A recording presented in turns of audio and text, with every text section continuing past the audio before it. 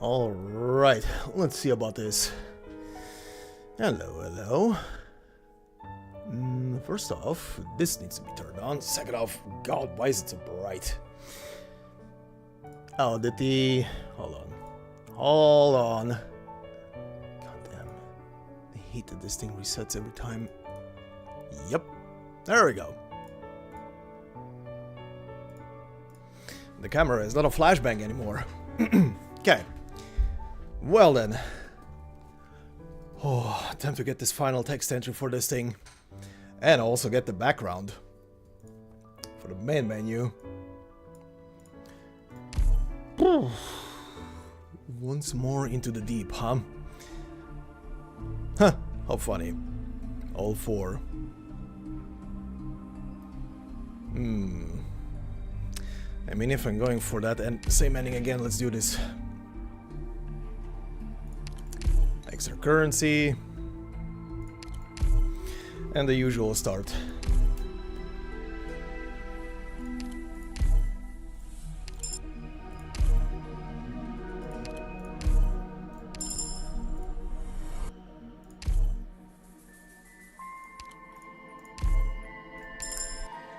Oh boy, it's gonna be an hour probably.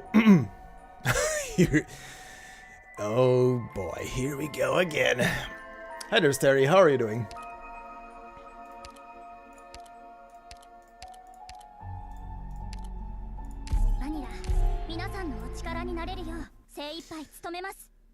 Ready to see and get that goddamn middle point of this story that we didn't last time.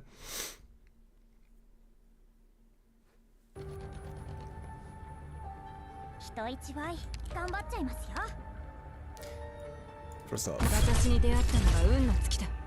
no spooder. Hey there, Titan. How are you doing?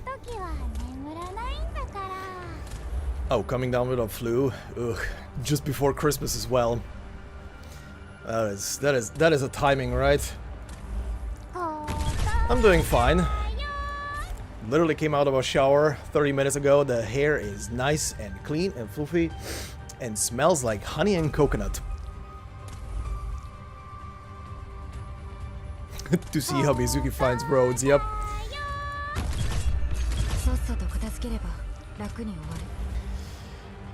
I literally just want to see that part, that initial contact.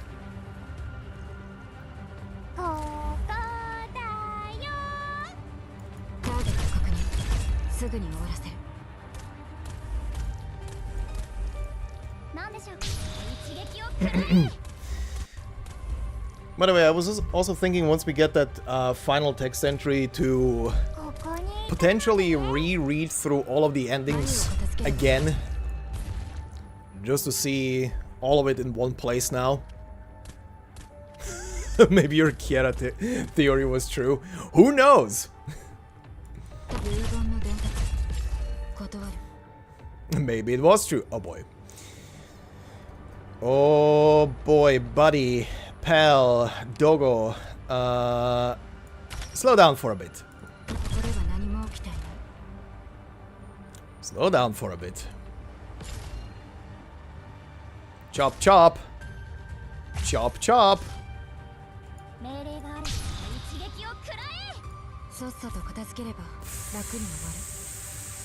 Ooh, stay there, stay there, stay there, stay there. Okay, he's doing a round, he's doing a round. Come on, come on, come on. Got him. Got him. The triple whammy. Literally that one square where everybody overlaps. Extra loot. This is a SpongeBob item. +1 deployment limit, all friendly units gain 4% HP. Nice, gimme. And caster.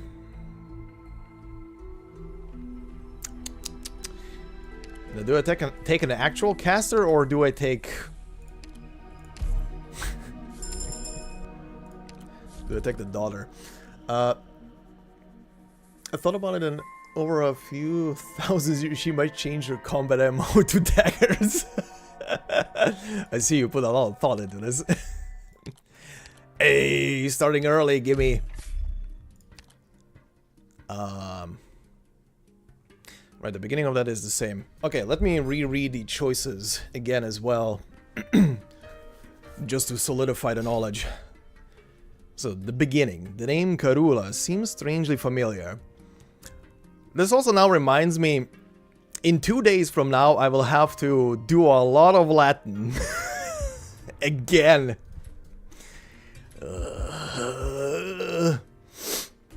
Hortus is gonna be the end of me. Anyway. When you find a landmark on the map, you take Mizuki deep into the facility. Not even stopping when he finds and motions to you that he can assimilate its core organs. You continue to go down, deep into the core of the Karula Arbor experiment beneath Terra's magma. This is the place that gave birth to them, and where the Seaborn can become part of them. Okay.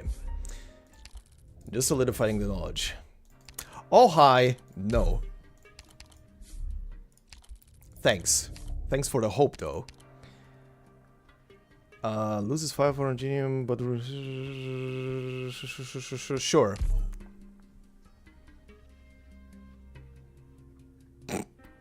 Sure. I didn't even register. What did she get? Operators with this rejection will continue to lose HP whenever the HP is not full. Okay. Okay, this bullshit. Promote a guard. Promote a vanguard. Don't have one that can be promoted further. Defenders gain 40% defense and 10 resistance. Let's take this. Because this is a free promotion. Extra stats. I don't have hope. Let's take this. For later.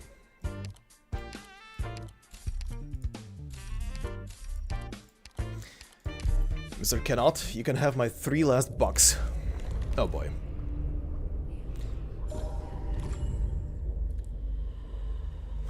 Both?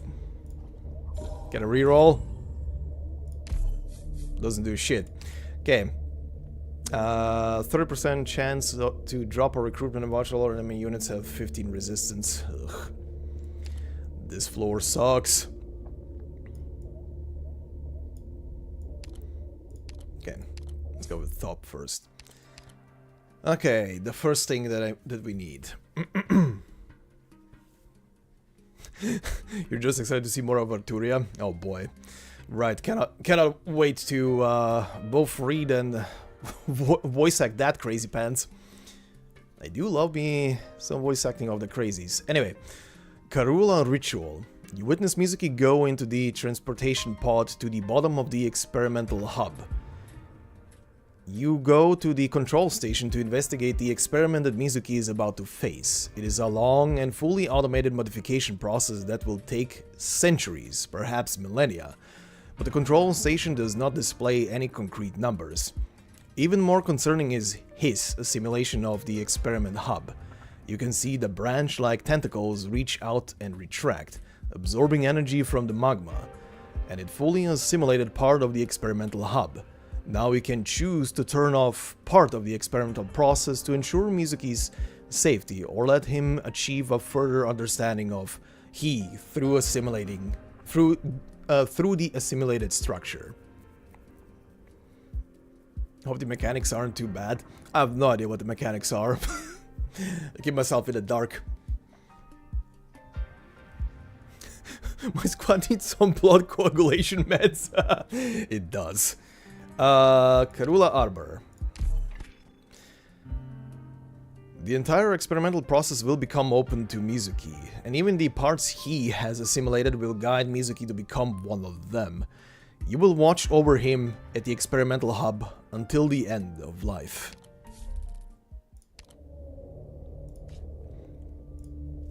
And now the music and everything is all foreboding. So many purples, that is gonna suck.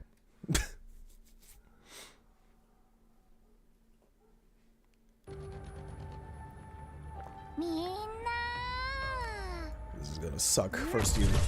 リラックスしてていいからね。聞いてるよ。はい。血は残すな。後片付きが面倒になる。ここにいたのね。命令が戦いは経験だけに頼るものじゃないんです。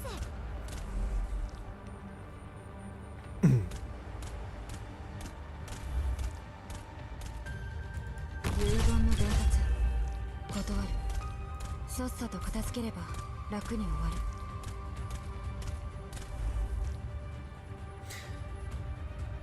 I need a good AoE healer to keep everybody alive, because this is gonna be murder. Oh, she came with the buff. Nice.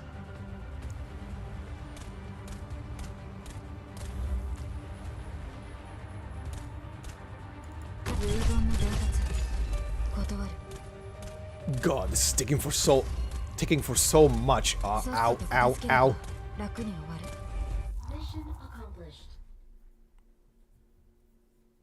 That sucks. Okay.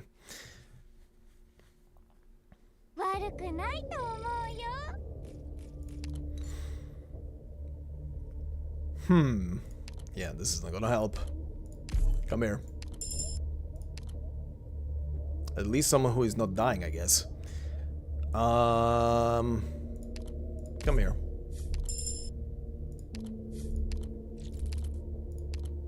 この俺がいる限り与えられた任務は全うするわ。 Okay, bottom line.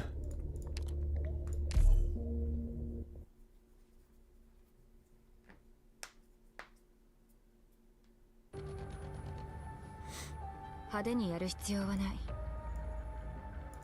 い。私に出会ったのが運の尽きだ。なんでしょうか。経験だけに頼るものじゃないんです。戦ってる時は眠らないんだから。ここだよ。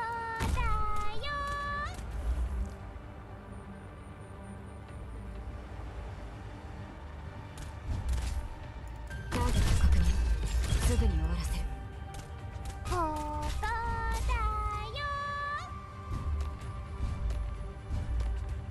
どうしたアリー斧が鮮血を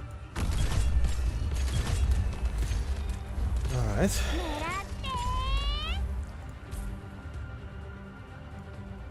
チェンさんの剣術がこの剣を流れています。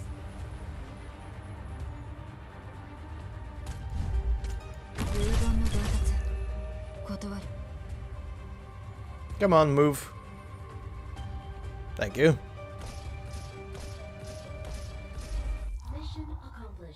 Took the fish a while.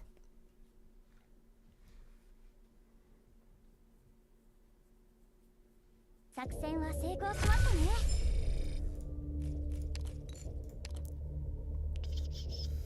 Plus 6 XP, nice. Oh, another guard.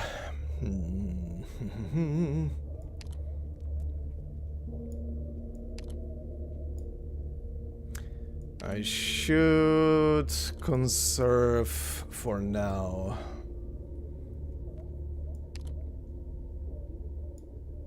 At least keep 2 of those.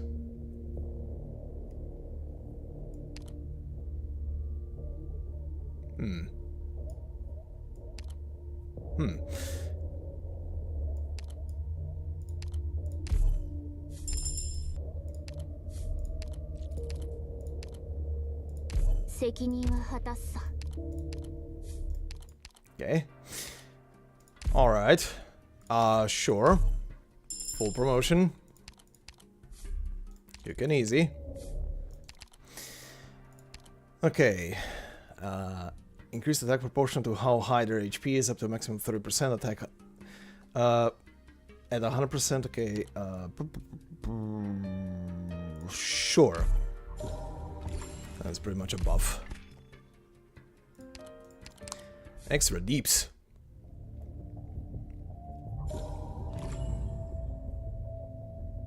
Okay. Everybody getting sick. Which one did we get? Okay. The good old man. Okay, safe house in the bottom line. What's the first battle here? This one.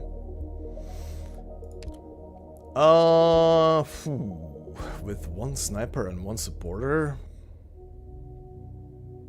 I guess I can point you in the other direction as well. Sure. Sure, why not?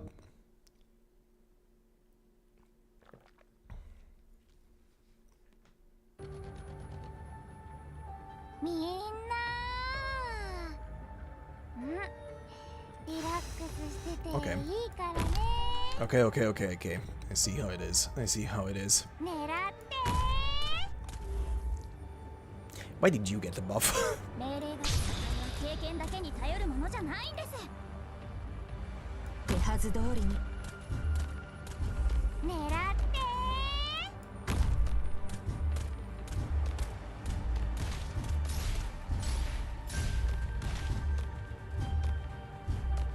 Nice, this is kind of working. You as well in that direction.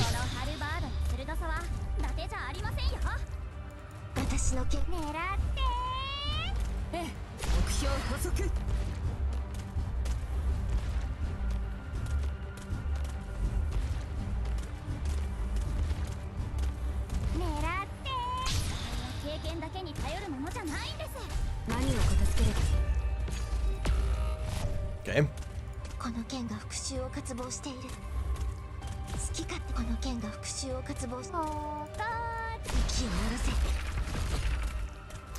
And now she's gonna keep dying slowly.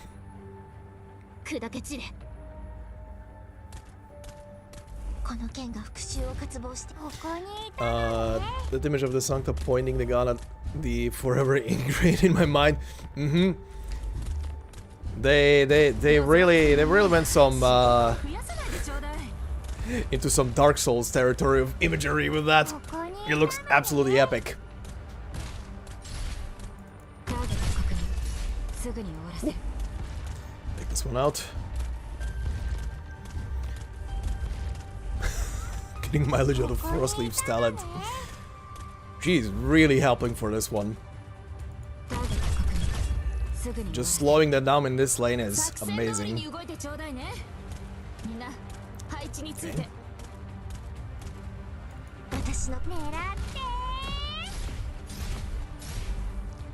And now for the extra one. Okay. It's the Teddy.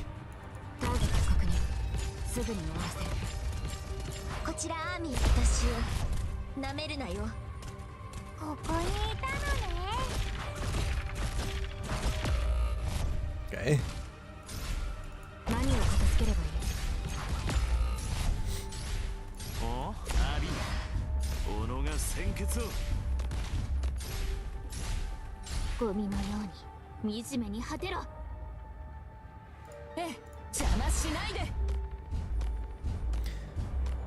It's gonna be a very slow poke. Slowly getting there. There we go. He had enough.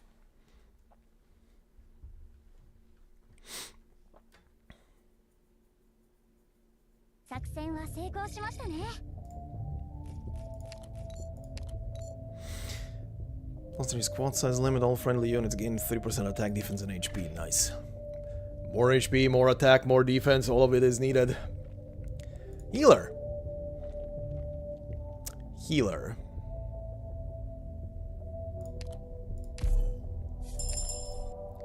Healer.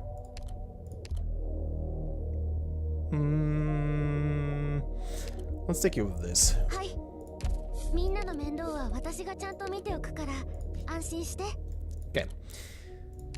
This map. Also, I keep forgetting to switch Texas to her third skill.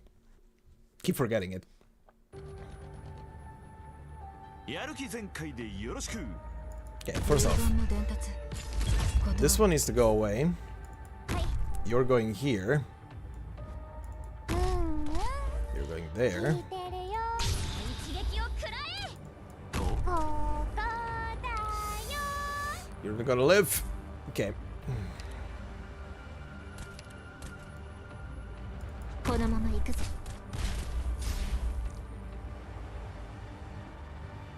この切っ先で貫く This is gonna be a slow one. Okay. 医者ならここにここだよ Crocodile.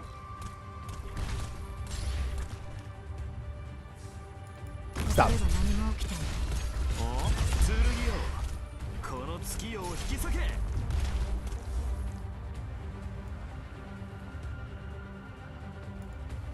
オーキッド配置についたわ Oh. Oh. Oh. Oh. Stop. Stop. Stop. Stop. さっさと片付ければ楽に終わる Asshole. 私の剣が石章の影をまとう遺言の伝達断る Okay, this asshole is back. 了解です私ならここかかったら声を上げてもいいよ一撃を食らえ狙って Okay. え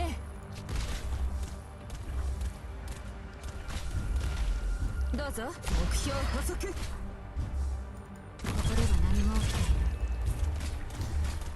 Get rid of the ranged.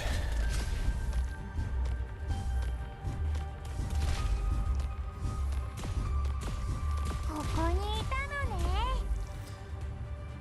And just let him get closer. この剣があなたの考えもアーツも切り裂けます Thank you, Amiya.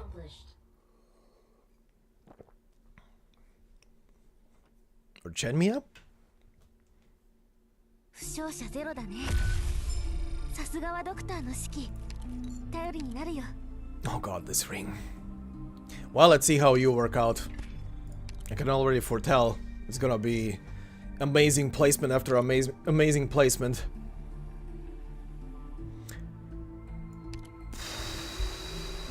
Caster, caster, caster, caster, caster.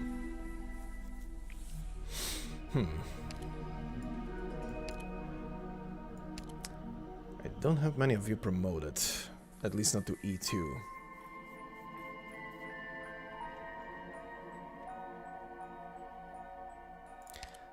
At least know how you work.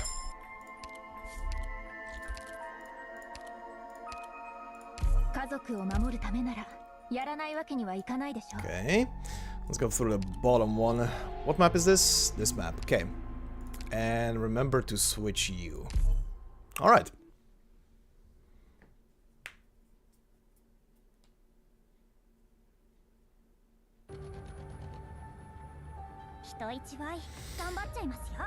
Not a bad placement for this thing. First off, ここでは何も起きていないどうしてみんな仲良くできないのかなうんうん you here in the back. 聞いてるよ命令があれば一撃を食らえこのまま Right に here. 凍りつけ私の血のごとく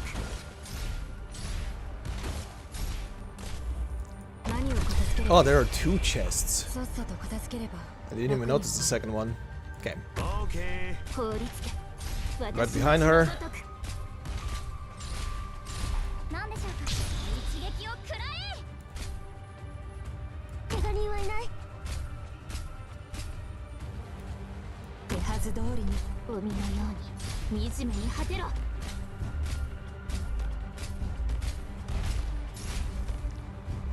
Okay, got both of the chests. すぐに終わらせる Big boy down. 配置完了少し頭を冷やせ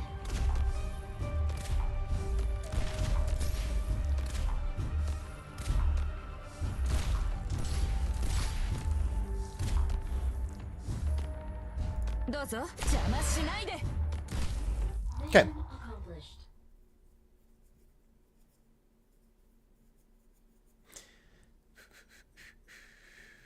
作戦は成功しましたね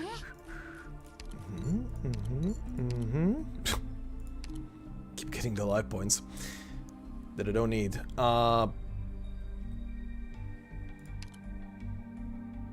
Promotion? Let's go with the caster promotion first.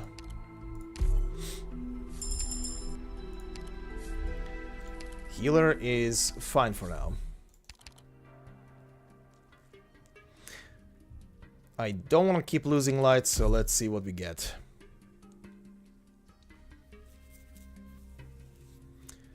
Another caster? Sure.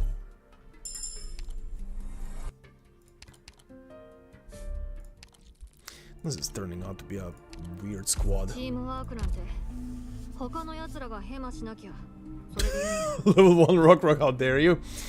I mean... she got literally promoted for her operator record.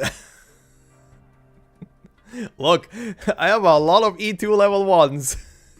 Purely because of operator records. There is a metric ton of them. 15, let's go with light. I want to have as much light as possible before we hit the next event. Right, Carmen. Carmen, but not Carmen Sandiego. Or maybe it is. Who knows? 派手にやる必要はない Not a bad placement for this thing. 了解です。遺言の伝達断るなんでしょう。 Stay there for a second. 鋭さは伊達じゃありませんよ。指定の位置に向 Okay, かう out. Okay. You that way. ここにいたのね。 You this way. わかった。 You have like 50 operators that still need promotion for records. Where you get all those resources from? Planning? なんでしょうか。経験だけに頼るものじゃないんです。この切っ先で貫く。 That's the best answer I can give you. A lot of planning ahead. さっさと片付ければ楽に終わる Alright, buddy, pal. Let's put you here. 剣術がこの剣を流れています。 Let's put you 手はず here. 通りにゴミのように惨めにはじお後もしません。ターゲット確認すぐに終わらせる Slice and dice, slice and dice. Go, go, go. 指 Okay, 定の位 he's 置に down. 向かうここにいたのね。 Danger averted. どうしたアリーナ己が先決を But yeah, it took me a long time to get into like the groove of 先で貫く。 getting enough resources together. I'm literally as things are now, I'm literally always on the つければ I get enough resources together for all the operators that are 指定 part の位 of 置に向かう one single patch.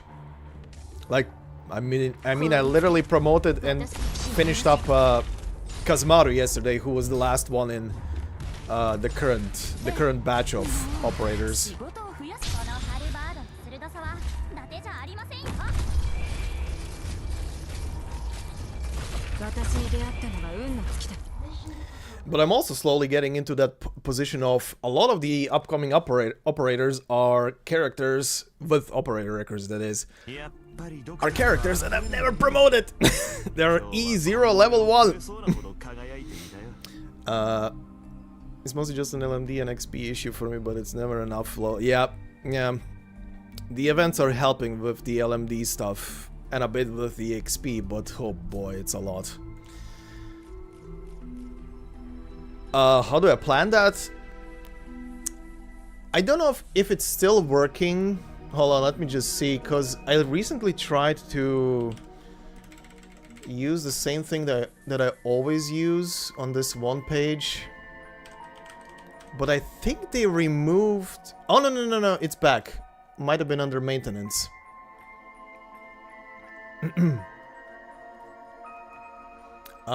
Here. Let me... This is the thing, right? Hold on.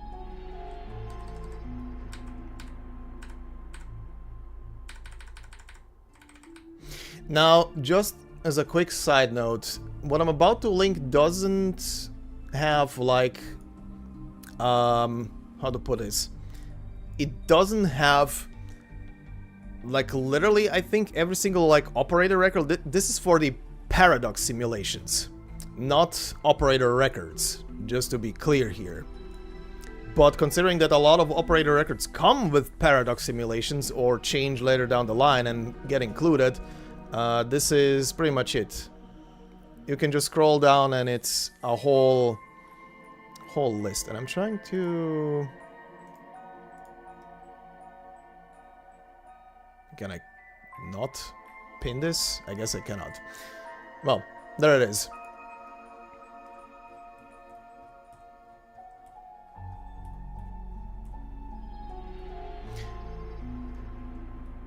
I can't remember when I found this, but I found this on random. And it's pretty much just a list of, like I said, paradox simulations, and that also means at the same time you also have operator records and can plan ahead who is coming next and with which patch. Okay.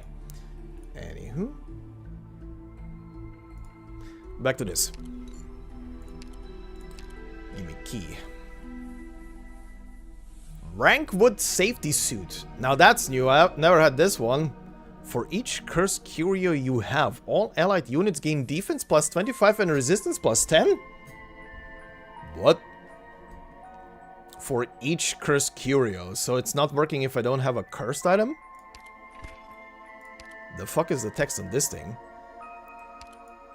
Used at Rankwood Studios for high difficulty shoots. Inspired by military gear. F-Eater once refused to wear it while shooting a collaborative project.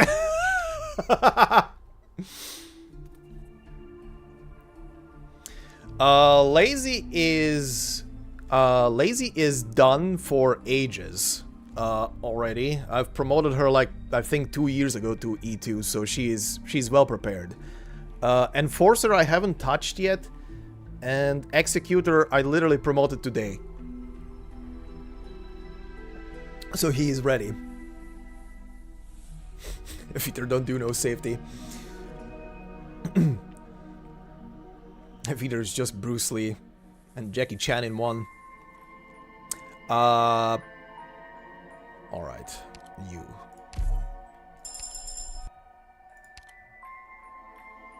Enemy units have reduced HP by 20%. I'll take that, that is amazing. Alright, and now at 100 light, I just need to hit Z event.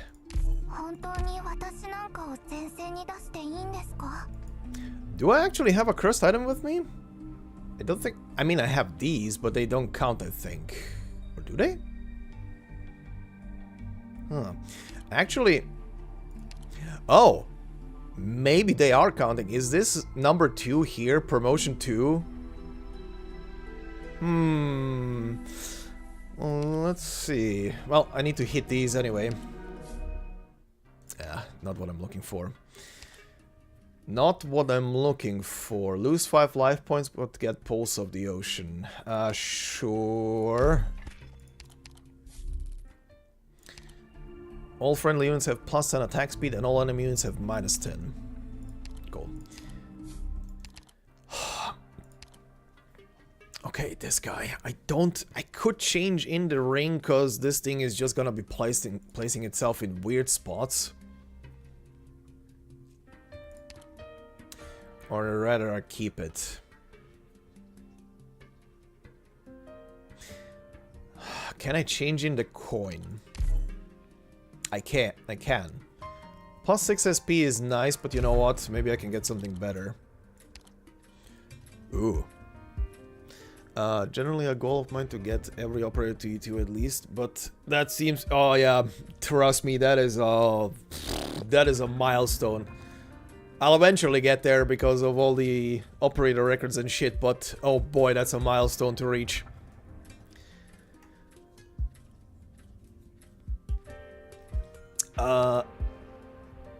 Yeah. Taking this.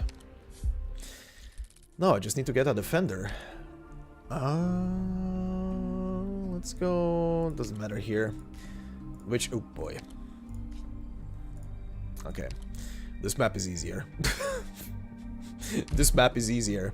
Take this one.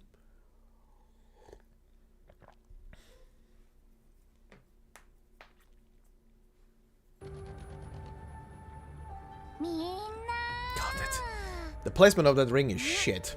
This is gonna be useful for Texas, but it's so shit.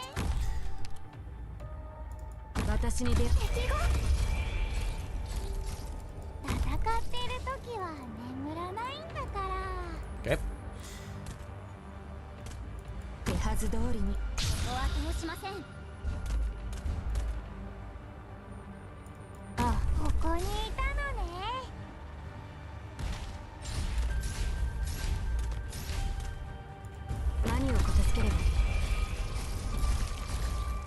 Would be perfect for a Musha, yeah.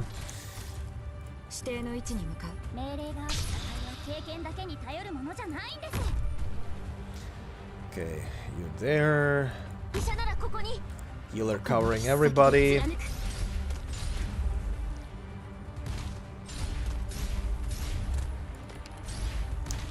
Please deploy. There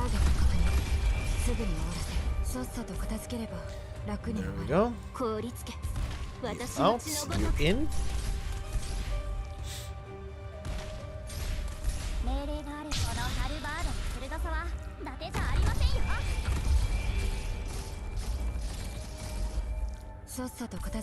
Okay.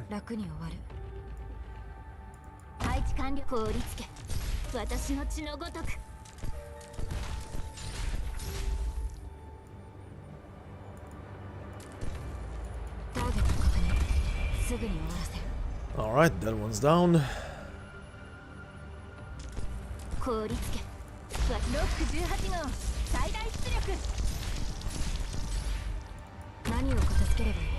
And that one's down. Okay.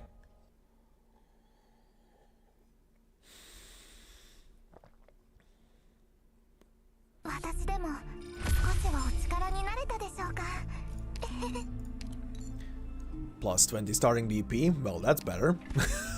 That's definitely better.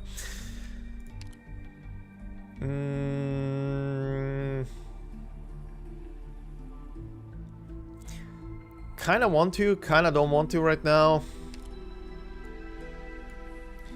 I wanna keep the hope so I can actually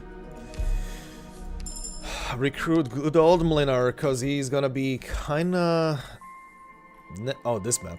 Kinda necessary for, well, not necessary, but it's gonna make that last encounter that much easier.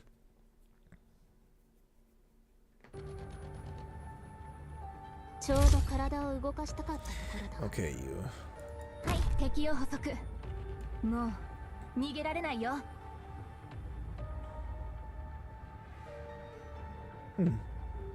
Anyway.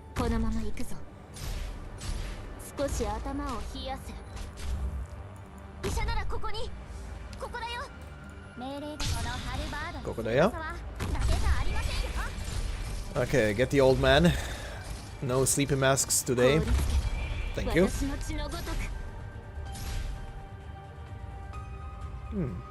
This is not that terrible of a spot. Help her out.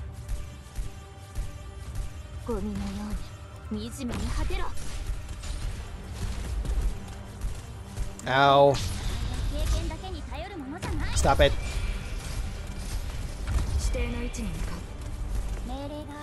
Okay, you are out.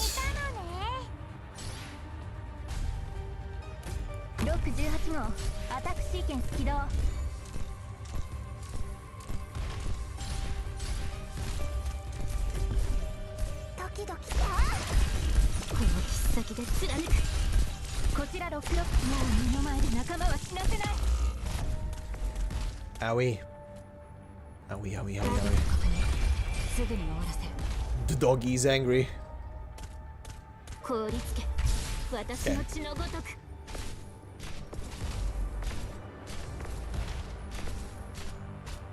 Okay.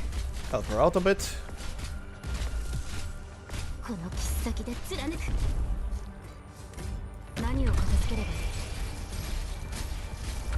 さっさと片付ければ楽に終わ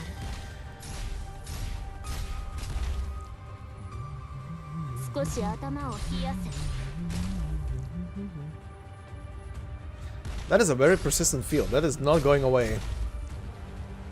This thing is staying. この切っ先で貫く。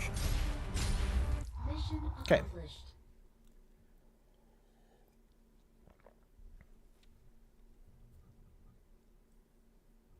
やっぱりドクターは侮れないね。今日はこの俺を超えそうなほど輝いていたよ。 More attack, more DP. Hey, finally a defender. Okay.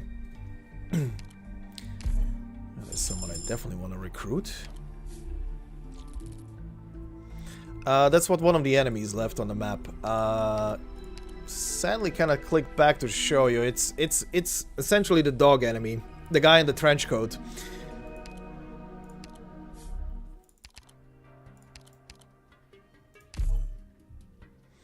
He pretty much left that behind, and it completely wrecked Golden Glow in that spot.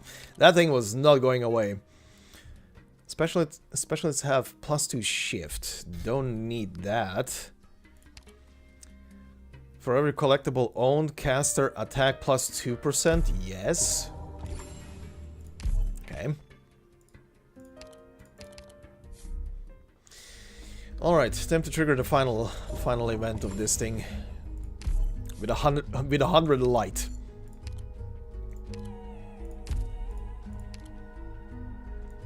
Okay. You and you.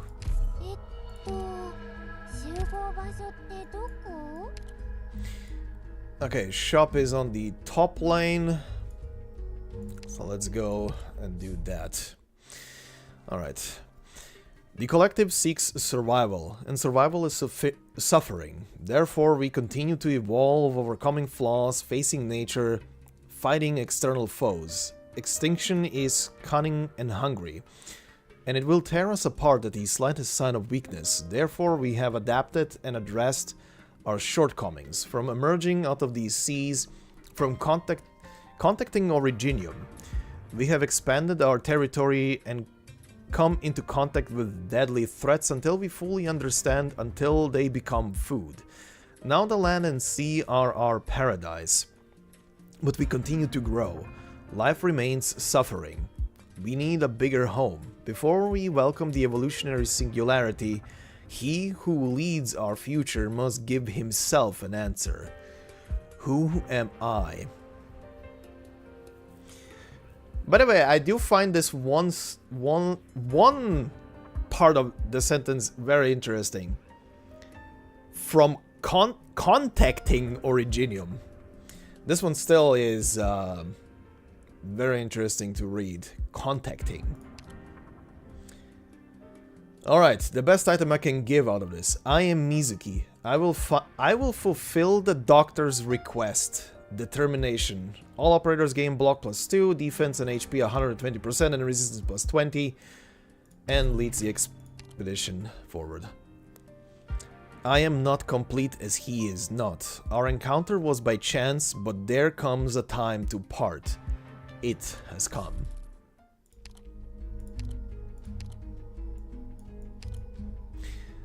Mizuki's humanity has not faded. He has accepted the Seaborn as a human, and he can transform back from a Seaborn to a human.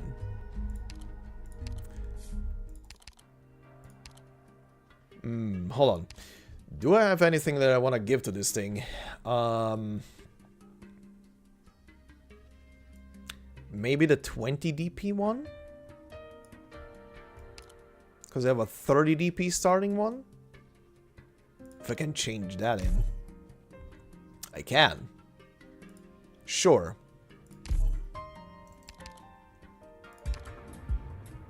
+2 deployment limit of friendly union gain 6% HP. Yeah. More HP. Let's go. Okay. Well, all of it is ready. And I want to hit the trader, so let's see what we have. More elite enemies will appear, and enemies have increased HP and movement speed. Right.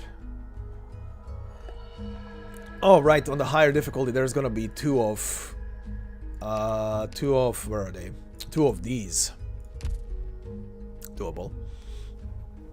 Had a run as to today where I had both attack speed relics plus 100 ingots and a relic 470 attack speed for a sniper.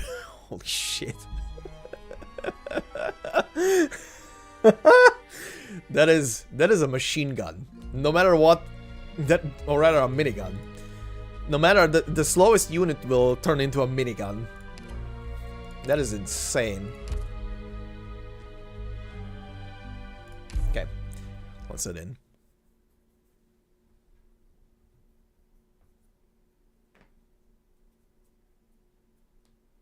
Funny enough, in IS3, the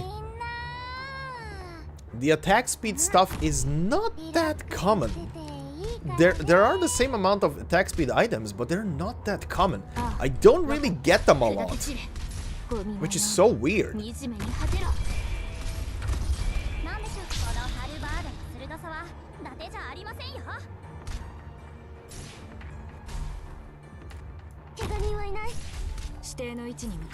Okay, that guy is dead.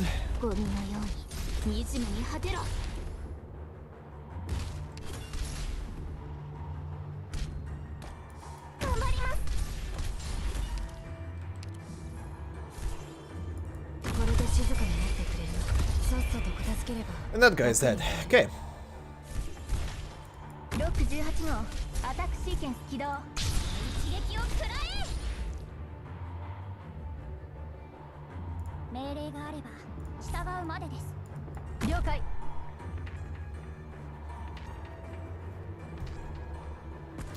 Hey Kazuki, thank you.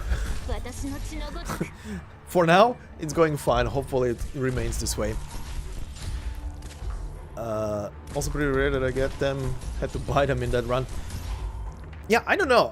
From what I played from IS2, I got these speed items pretty often. But here they're kinda, I don't know, they're kinda refusing to appear. Which is so weird to me.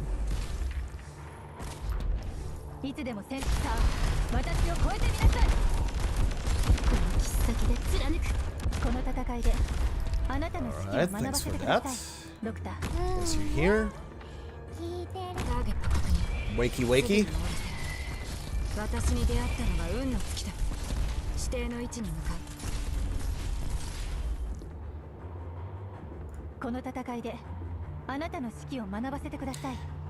Who of you came with the buff, actually? Midnight? No, it's lava. You know what? Oh, it's not her? It's not you, is it? Oh, it is you. Okay, never mind. 3.5k, no wonder the shit is dying. No wonder the shit is dying from her attacks. I wasn't even thinking about that. Texas made mincemeat out of everybody.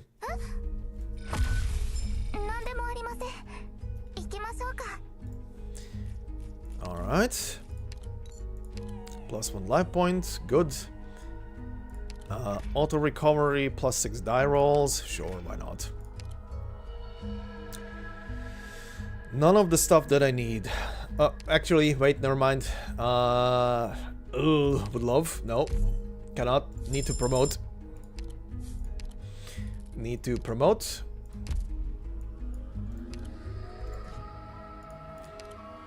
Easy map.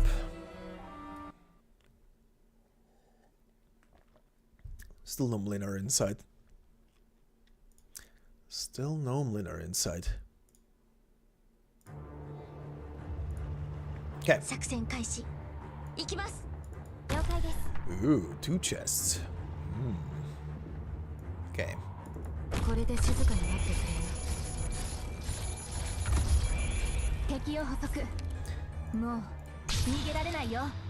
Okay. Let's see. Start with you here, you there. You right here.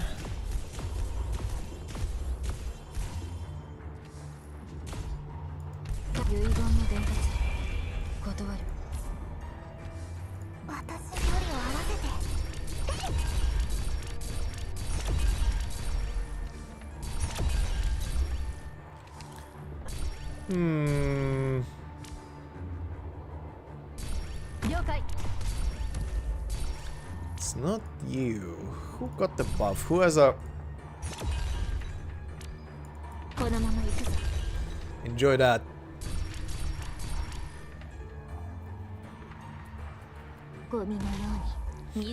Like how both RGGs are mastered too.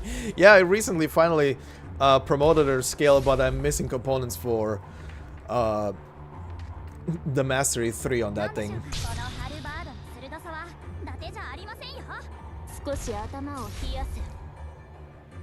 Alright, Frostleaf, can you solo the rest of this? Kinda wanna see.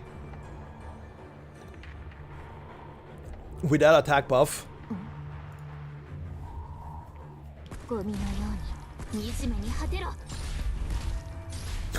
Jesus Christ.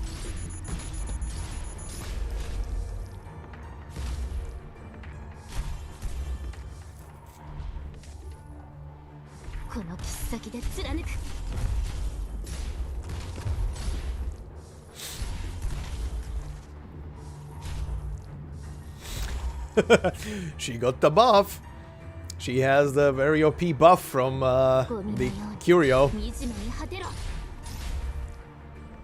And she's doing work.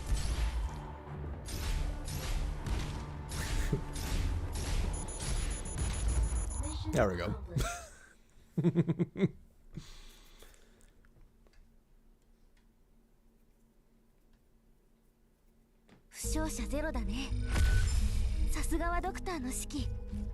Okay. Oh boy. Okay. Another medic, maybe. A free pure stream.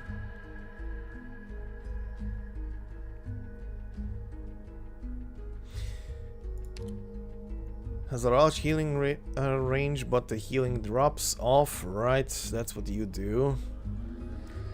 Targets healed by this unit gain status resistance for 2 seconds. Greatly reduced attack interval. Each attack restores the HP of an injured ally within range by 40%. Immediately restore the HP of all allies within range by 260%. A giant heal.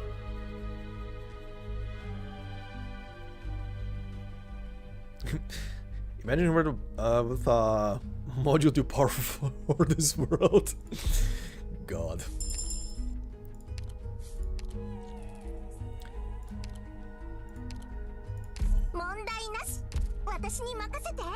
Oh God, I forgot about your voice. Oh, what is this? I've never seen this. At the end of an operation, if no life point is lost, gain +6 light? The people of the sea are unconcerned with what happens on land, and thus will never understand the warmth of the sun which reaches into the soul. I mean, I've never gotten this item, so I would kind of like to take it. Sure, you know what, give me. Voucher for...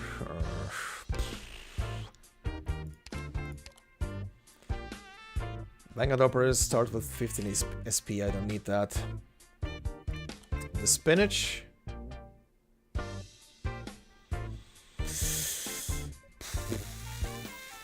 For that one hit. Sure. Okay, refresh. Well. God. That's for Bard, Phalanx, and so on and so forth. Specialists have plus 40% attack and defense.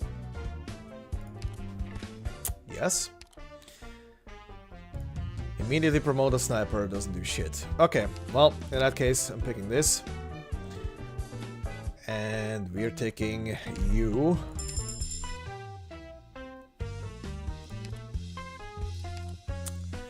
I don't want to spend more. Let's deposit the rest. Okay.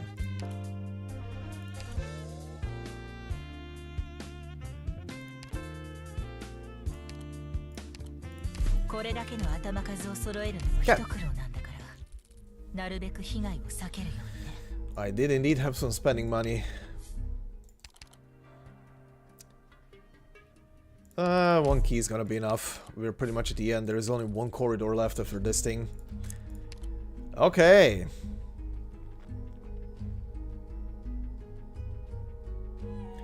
Two healers. You both are ready with your stuff. Yeah, let's do this. The next boss battle is gonna be the one that is gonna be annoying.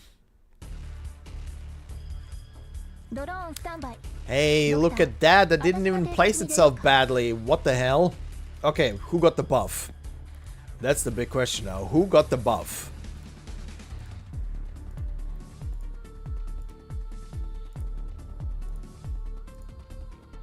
Texas got the buff. Well, this run became super easy now.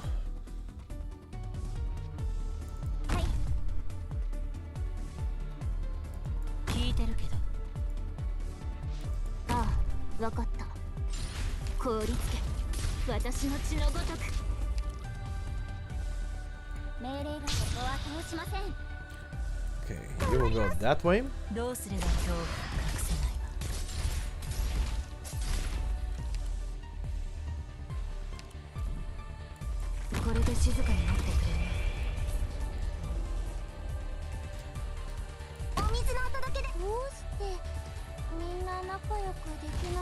Okay.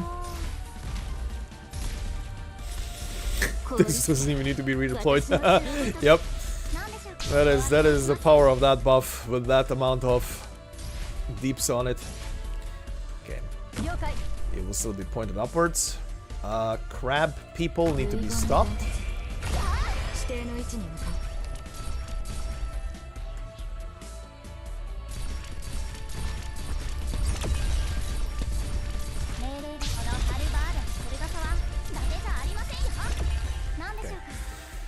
Let's take you out. Let's take you in. You're pretty much an extra buff on the field.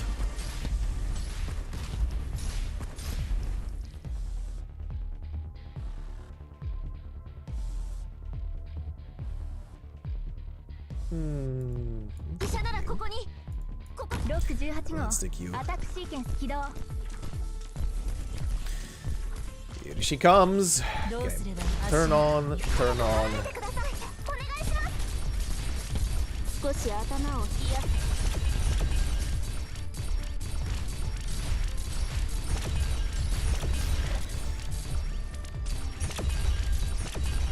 Okay, about to see how quickly she's gonna die. 2.7k, huh?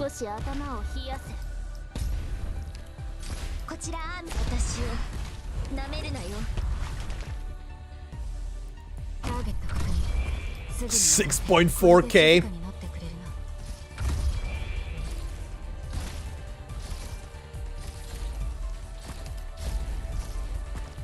Yeah, the boss is gone.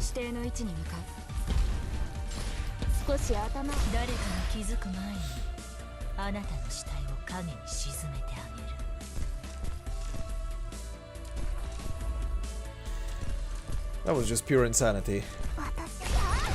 Okay, map is done.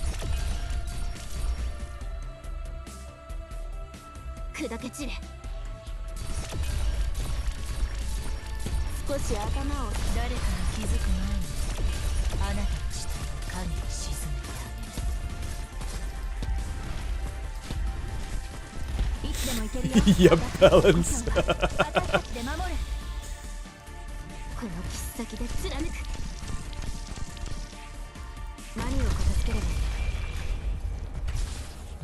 定の位置に向かう。ドキドキ。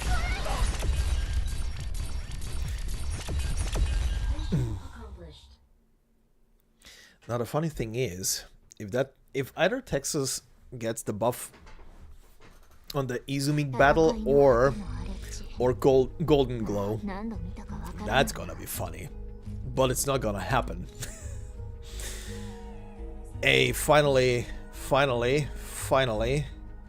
I see the guard thing, but I don't have enough. Shit. Well, you get a promotion. Upgrades the dice, or operators gain 130% attack for 6 seconds after dodging. Sure. Alright, final map. Starting off with the shop.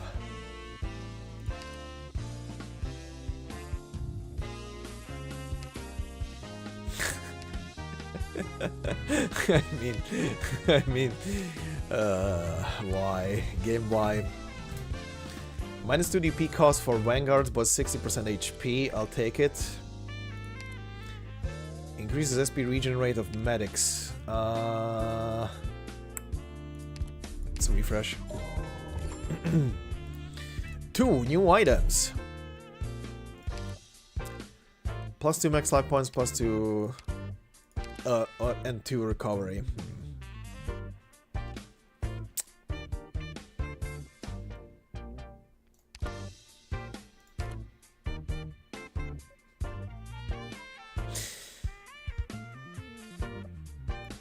I mean, you come also with a module. What does your module do even? No longer reduced for this. No more fall off for the healing? Damn. And another skill on top, or rather passive. Endless stream plus 30% skill healing effectiveness. Damn.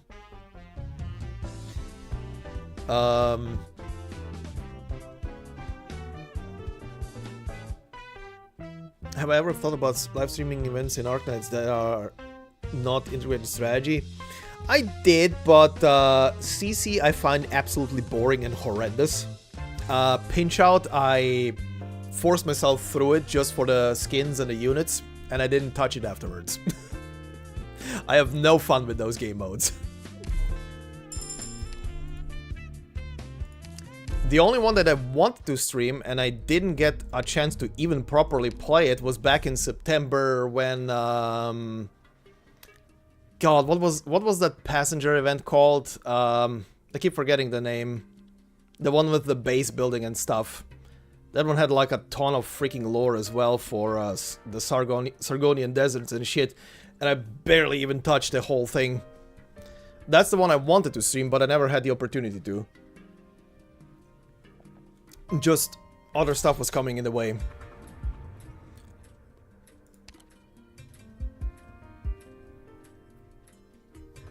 Yeah, I don't like CC. It's very boring to me. There is no fun to be had. It's literally like 30 minutes and I'm out. I get what I want from the shop and I'm out. I don't want to see it anymore. It's not interesting. Okay, promotion for you. I am failing to see the appeal, especially because, very similar to Pinch Out, it's a mode of, I have invested so much time and energy into my units. How about I break their kneecaps, cut open their Achilles heels, break a couple of fingers on top, and maybe put a blindfold on their heads. Let me see how they handle shit. So yeah, nah thanks. Those modes are not fun.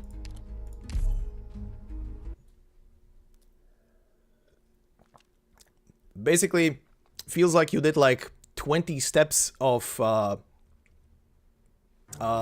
progression and then you suddenly decided, let's go 15 steps back.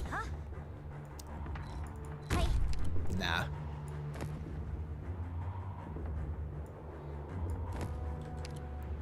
Okay, you there.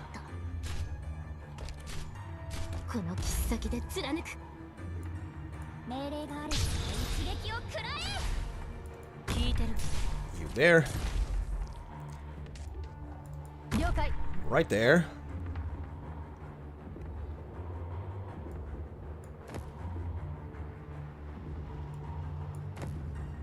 Please go around. 少し頭をひ私が聞いた同国をあなたに教えてあげる。経験だけに頼るものじゃないんです。いつでも戦線に投入してください。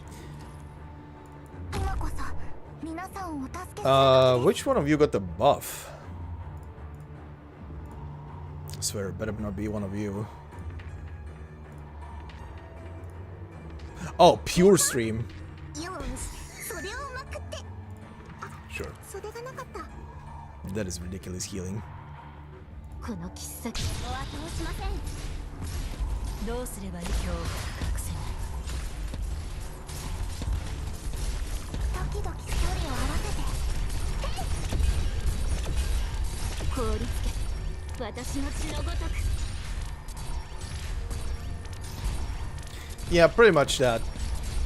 It's also pretty much that time investment of I have other stuff to do. I also play other games. I don't want to spend three fucking hours on one single map just to figure something out. I sometimes have to do it for the narration videos that I do. I sometimes have to do it because I'm trying to, you know, set up like a lore accurate run or something like that a lot of times for especially the main story and shit. But that is kind of a different thing, and I'm doing it for, you know, a video.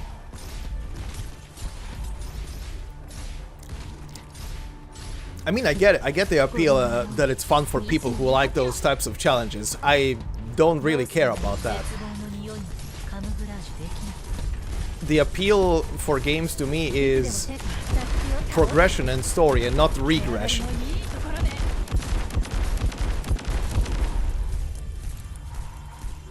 私に距離を合わせて。この切っ先で貫く。どうすれば今日隠せない。 Okay, there we go.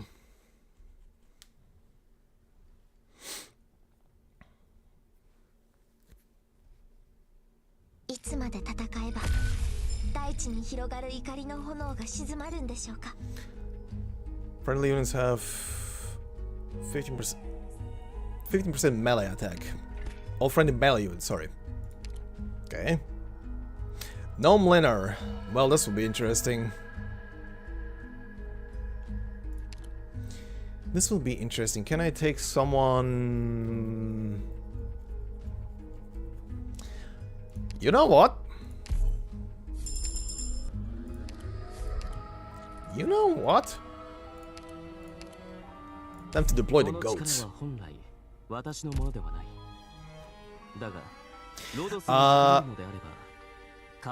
I thought about that, but the thing is, when I'm reading and preparing to, you know, record the shit properly for the voice acted part, there's a lot of stuff. There's a lot of dead air where I'm just stopping and looking up how stuff is being pronounced, or if I remember something suddenly, oh wait, let me go and look that up very quickly, or remind myself where I heard that before.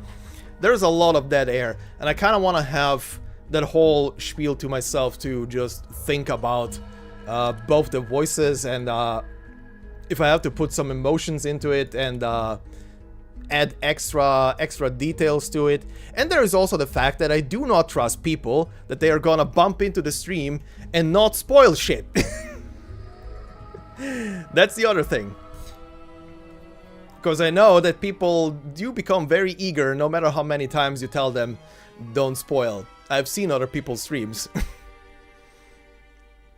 It's one thing around for me too, but CC 10 and 9 without knowing the mechanics was just annoying in comparison. I had more fun with Pinch Out. To be fair, Pinch Out wasn't that bad, considering you didn't have to take... Because the initial thing with Pinch Out that I was thinking, and people are, I think, unaccurately talking about it or not talking about it properly that played it in the Chinese client is that you had to do the, you know, super high point one to get all the rewards. You didn't have to, which made it easier, because I completed that whole thing in like 30 minutes and I was out. And I pretty much bought up almost the entire store with all the rewards, which is good.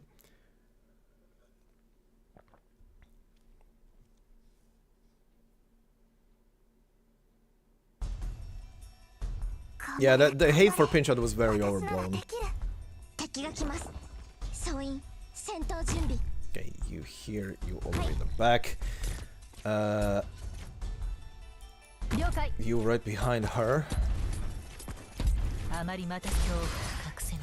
Who came with the... Hold on. Who came with the buff? Frostleaf! Okay.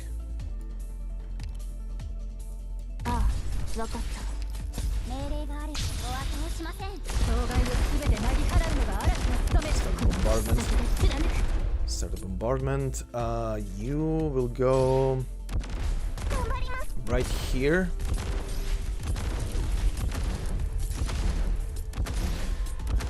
This is very doable.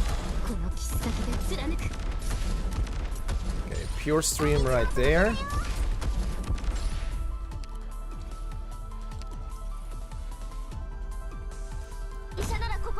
Sorcerer right here, so we have everything covered.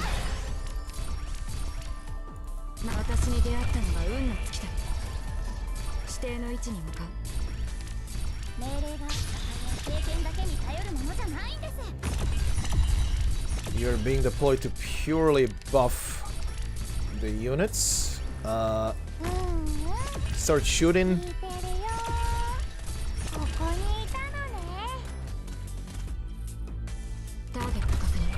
Get them.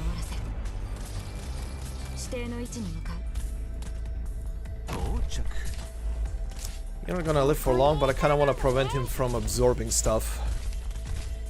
That's the major thing here. Oh god.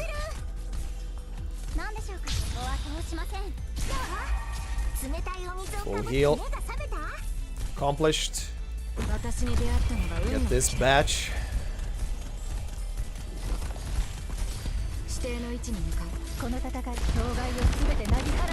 Bombardment. Get you out. Deploy the goats.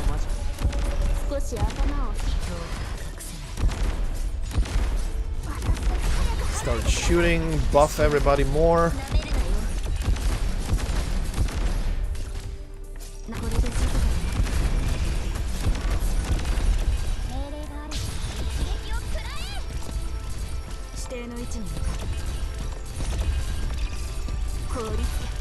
Crowd control.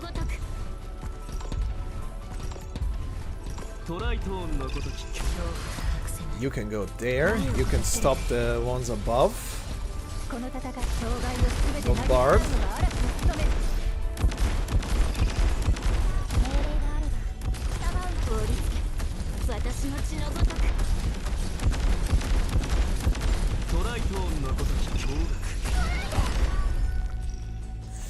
Okay, stop them again.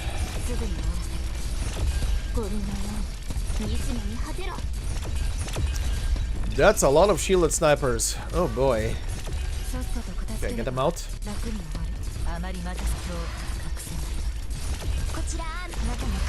Buff, buff. Heal, heal. You can go out. You can go... You can go in that direction, yeah. Okay, Texas cleanup.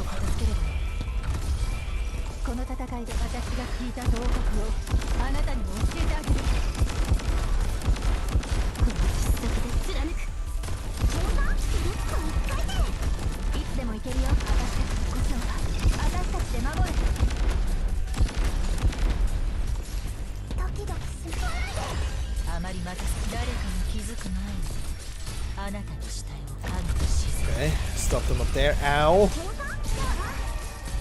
Heal, heal.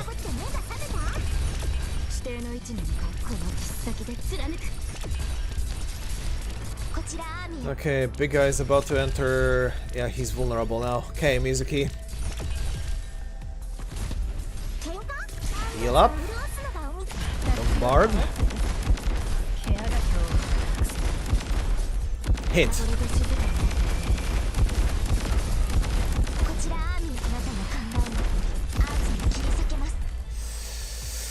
Ow, ow, ow, ow, ow, ow, ow. Recover, recover. Start the big heal.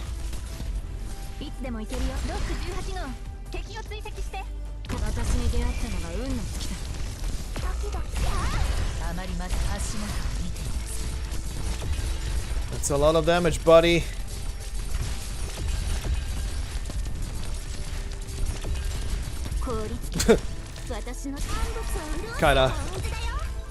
Kinda look like it, yeah. Okay. Go, go, go, go, go. Okay.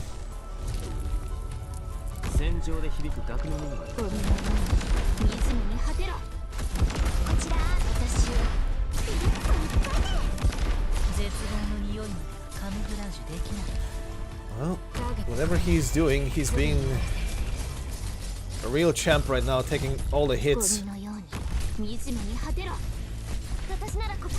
Okay.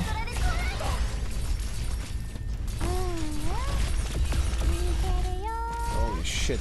Okay.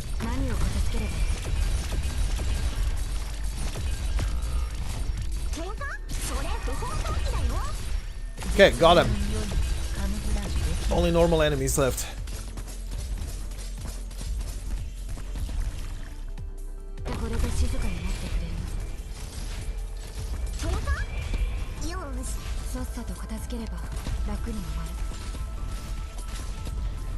Alright.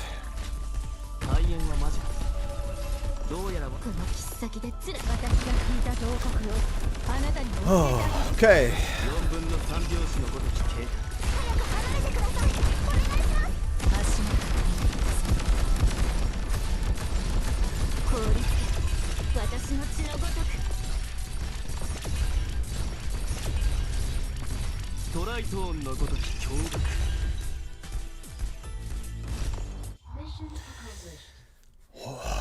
Okay.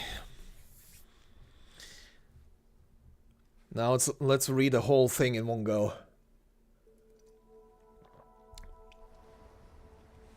Okay, including this. Let's do the whole thing. Like I said at the beginning, I want to kind of read every single one of the endings in full once again, just to have all of them solidified. First off,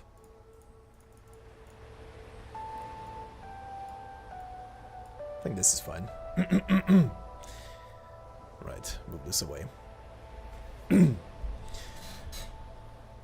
contemplation finally comes to an end.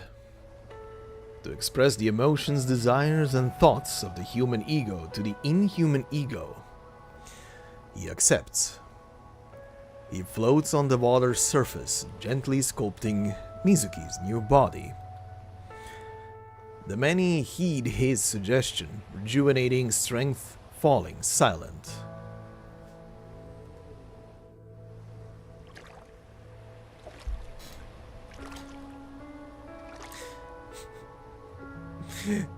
It's a stupid thought, but I have to point out that I like the fact that they remade his body in the truest sense of non-logic, but sure, let's do it this way, with clothes on. Because the Seaborn cares so much about clothing, right? Anyway. And shortly after that, he is born. A carbon-based body housing a human soul, a gift from him, is gently placed on a reef of the coast. He soon awakens, once again interacting with the world with human senses. He revels in the damp air, the warmth of the sun, and the caress of the breeze. But it is then that a friendly tentacle touches the top of his head. I mean, he loves that style. Naked Mizuki skinwear. I mean, we fought the boss. Does that count? It reminds him that there is one last thing he must do before returning to this world. Mizuki must part way with Mizuki. There never was a dull moment with you around. Thank you. Then, this is goodbye. One says his farewells in a human tongue, while the other reciprocates in seaborn fashion. After that, the universe rumbles.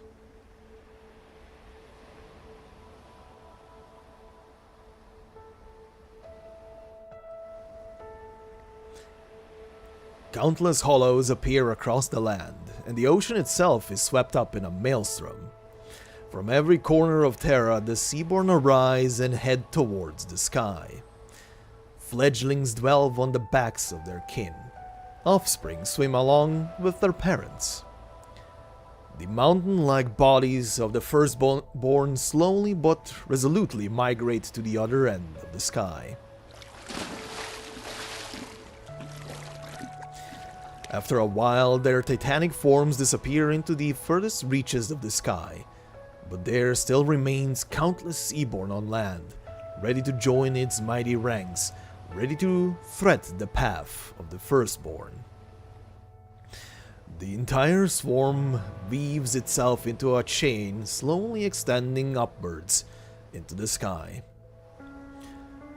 When they complete their voyage, the Sea of Stars will usher its new pioneers and Terra will become a paradise.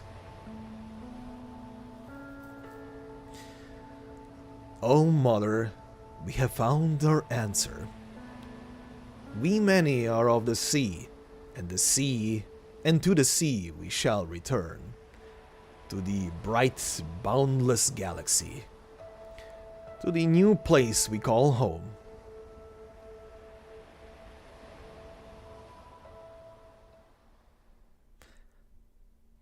And now to read all of the endings in consequential order.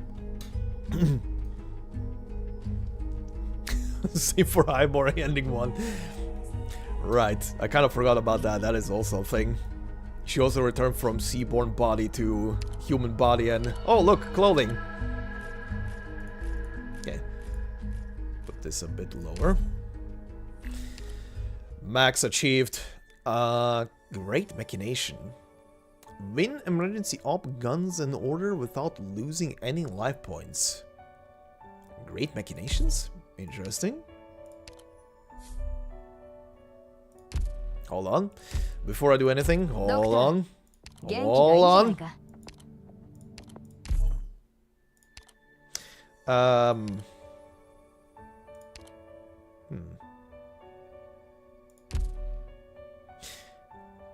Can I cannot remove, right? Oh, wait.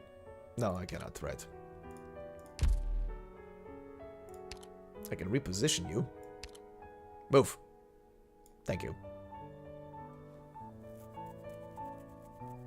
This is very pretty.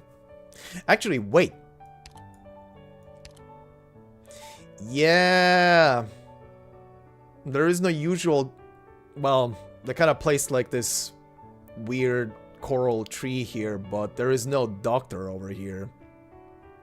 It's just a doctor in the back. Waiting for a good old body to return.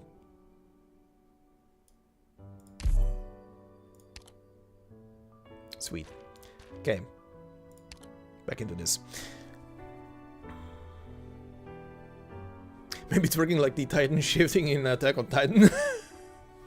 Doctor finally moved. Yes. The doctor finally moved. Okay, these two were new. Alright. Let's read these now in order, shall we? Now that we have all of them. So we have an order of things. Anyway. So Stella Karula, Terra Reborn, Part 1. Following these scattered fragments of his memories, Mizuki searches for mankind's last haven, In these memories, humans have not gone extinct, and one last city remains standing on land. For a human, going to the human city is a foregone conclusion, hardly worth mentioning. With such thoughts in mind, he walks onto the land alone. The Seaborn have completely transformed the entire continent. There is no more Originium, no more Barrens. As far as the eye can see, the entire land has become a verdant expanse. All manner of plants teeming with life. Animals prance across the wilds and soar through the skies in packs, partaking freely of the land's inexhaustible bounty. After crossing a stream and climbing a hill, Mizuki feels a tinge of weariness and hunger, so he plucks a few fruits from the plants and pops them straight into his mouth. The Seaborn have no need to taste their food, but these fruits have clearly retained their original taste. The only difference is they are even more delicious and more filling. Previously, having enough to eat and drink was one of the few pursuits life afforded him, but now such an ideal can easily be fulfilled simply by extending one's hand. Suddenly, he hears a loud rumble in the distance. A mountain range rises from the ground and begins to wander across the land. The Seaborn's departure was like a beacon, rousing these ancient progenitors from their slumber. The land to them is both familiar and foreign.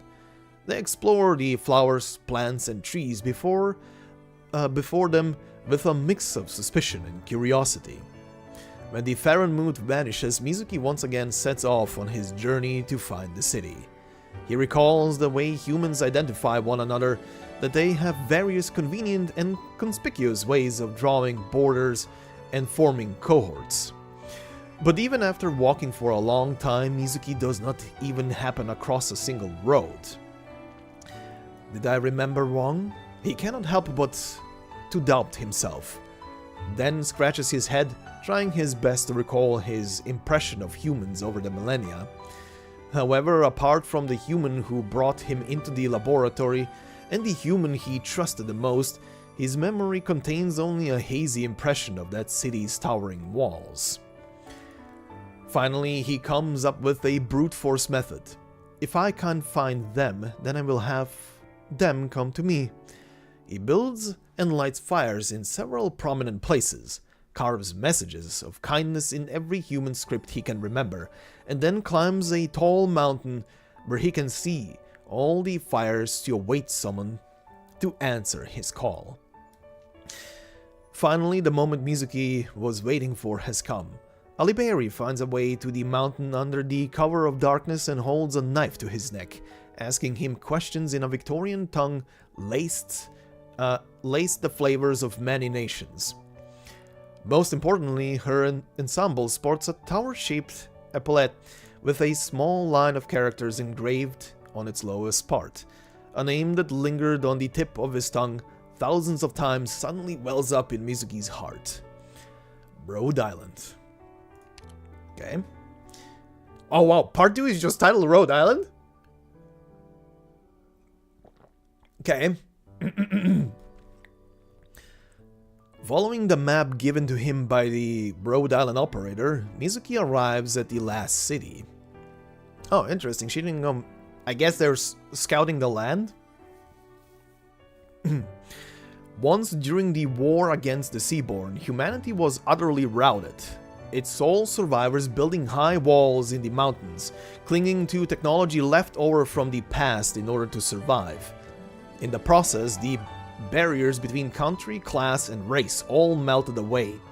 In the last city, there were no kings or presidents, only people, and the loose alliances they formed remained. Survival was the end-all be-all, and all other affairs seemed trivial in comparison. However, now that the Seaborn have left Terra, all kinds of organizations have planted their roots across the city. Most of them have but a singular purpose: to leave the walls of this last city and forge outward. But Rhode Island is somewhat different. As a relatively influential entity within the city, it is chiefly responsible for maintaining the logistical and medical needs of the other organizations. In the beginning, the founders of Rhode Island built the high walls, but now, these bricks that have protected mankind for thousands of years will become the cornerstones of humanity's new home. Mizuki looks at the sights surrounding him with curiosity. He is now on his way to the Rhode Island headquarters, hoping to find some ancient artifacts there. He asks the people wearing Rhode Island epaulets one after another to confirm its location, going back and forth through the strange city. Eventually, he finds a structure that looks like the ruins of a nomadic plate. Oh, they integrated Rhode Island, the ship into the city? Yeah, I guess. He's a bit apprehensive to step inside. Or maybe at least they used part of Rhode Island. He's a bit apprehensive to step inside. Even if he enters this Rhode Island, what is there for him to do? War and the passage of time have eroded away everything he once knew. Nothing stirs anything inside him except a sign, and a somewhat familiar nomadic plate. Nobody recognizes him, nor does he recognize anyone. Mizuki stands in front of the gate and vacillates for a long time, finally making up his mind to take a look inside this Rhode Island. He still wants to be part of this organization if all possible. That is all he can think of, all that he can do. Mizuki walks into the lobby and sees a familiar front desk. Just as he is about to ask something, a familiar voice rings out in his ear. "You're back." And that is where we pick up the part 3 one. Continuation of Fate. Kal'tsit brings Mizuki into a meeting room and offers him a seat. Other than a change of clothes, she seems completely unaffected by the passing years. "Your return is indeed unexpected." Kal'tsit holds a glass of water, her 10 fingers tapping rhythmically across its exterior. "When you completed your series of metamorphoses, and, as a firstborn, sent the doctor back to land, I thought you would climb up to the stars, but instead, you're sitting in front of me, playing with your food just as before." "Then, can I dig in?" Several pieces of fruit have already disappeared down Mizuki's gullet as he asks the question. "This is a reception room. Everyone may freely enjoy the food that has been placed here. Moreover, this food was a change that you brought about. The desert has disappeared, the temperature has stabilized, and disaster has subsided. Terra has become a garden, and you had no small part to play in that." "But I'm also the villain who left humanity with nothing else." "When the doctor explained the plan to me, I did worry about its feasibility, sacrificing the vast majority in exchange for the human race's survival. It was insane, but ultimately, also the most rational and correct choice. Nobody wants to be sacrificed. Nobody wants to be part of that doomed majority. So, all Rhode Island could do was put some stopgap measures in place. When Skadi became Isharmla, humanity's fate was sealed. Collectively, all we could do was hole ourselves up in this prison and peek outside at a barely visible dawn." "So, how's the doctor doing?" As soon as the words leave his mouth, Mizuki instantly regrets asking such a stupid question. Even the doctor has no hope of defying time. He begins to silently pray, hoping that Kal'tsit will not give him an answer. However, when Kal'tsit opens her mouth again, the expression on her face remains unchanged. "The doctor is still alive." What?" "We managed to move the sarcophagus here before we built the city. It preserves both the city's power supply and the life of the one who gave us hope." Mizuki suddenly feels the weight of the world slip from his shoulders. He slumps into the chair, his face full of joy. The doctor is indeed alive, but even if the sarcophagus can close all wounds, it cannot turn back the clock. As the doctor sleeps within it more and more frequently, the wick of life will eventually burn down to nothingness. But considering the doctor's condition is far from this dire state, Katsu continues to conceal the fact from Mizuki. It is also at this time that she feels the absurdity of reality. All of humanity's efforts to break its shackles and return to the Sea of Stars have been obliterated by history. On the contrary, it was an out-of-control planetary transformation plan that birthed new life after the extinction of humanity. She finds herself with nothing more to express beyond a sigh. So, Mizuki, what do you plan to do before the doctor wakes up? Nothing in particular. Maybe find some good eats and run a few errands here and there. I'm still a Rhode Island operator, right?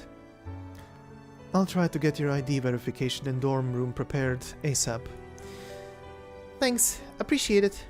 Suddenly, as if she just thought of something, Katsu hurriedly calls Mizuki before he can leave the reception room and asks him to go sightseeing in the city. One last question. Did they really all leave? My disaggregation was completed before the ascension, so I'm not exactly sure how I went about it in the end. I see. Katsu's expression becomes serious. Years later, mankind's domain once again expanded to the edge of the sea. The sea was once a source of calamity for humans, so the pioneers were told to fortify the coastal waters. However, curiosity will always trump fear. On a sunny afternoon, while the adults' attention wanders, a girl slips off to play on the beach. She carefully picks up jewel-like stones, wanting to sneak them back as a present for her little brother. But as she walks, she spies on the beach a flower deep in slumber. The Seaborn are nothing more than a distant bygone nightmare, so the girl has no impression of the creature in front of her. She steps forward and strokes the petals gently. Seemingly sensing something, the petals slowly open, revealing the blue jewel-like sensory organ beneath. It is a deep-sea slider hatchling. Seeing the girl, the newborn instinctively raises its appendages to attack. However, after the girl offers it a piece of food, it confirms this gesture of friendliness. Its coiled appendages roll over the food and ferry it into its feeding organ. It is at this moment, from the bottom of the sea to the stars high above, that the many receive a completely new perspective. Humanity today is no longer a threat. We can coexist with humans.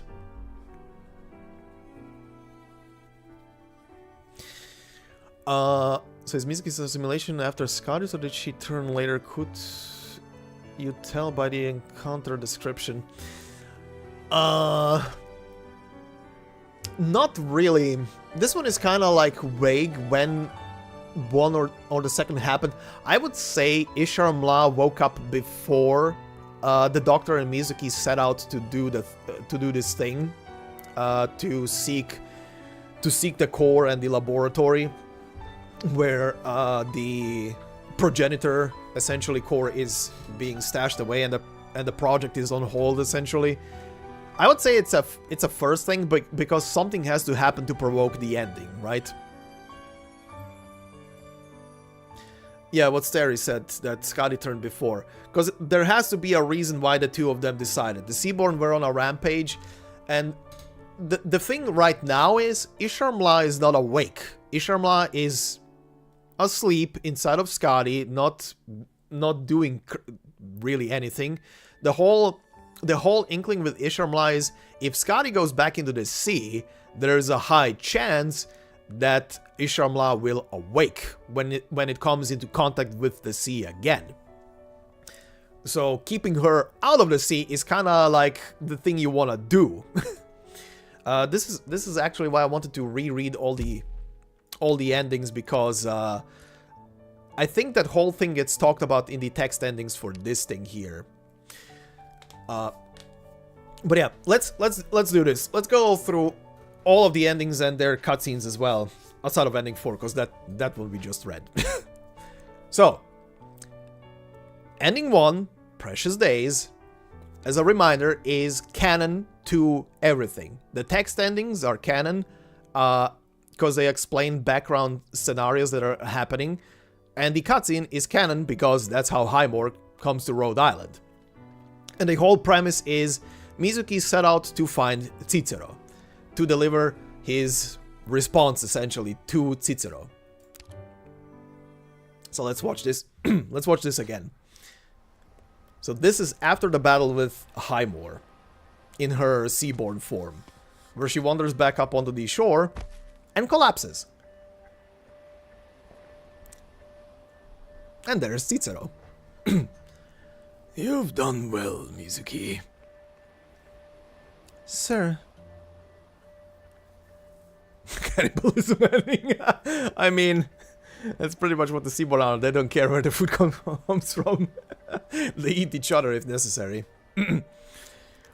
She simply was not as perfect as you.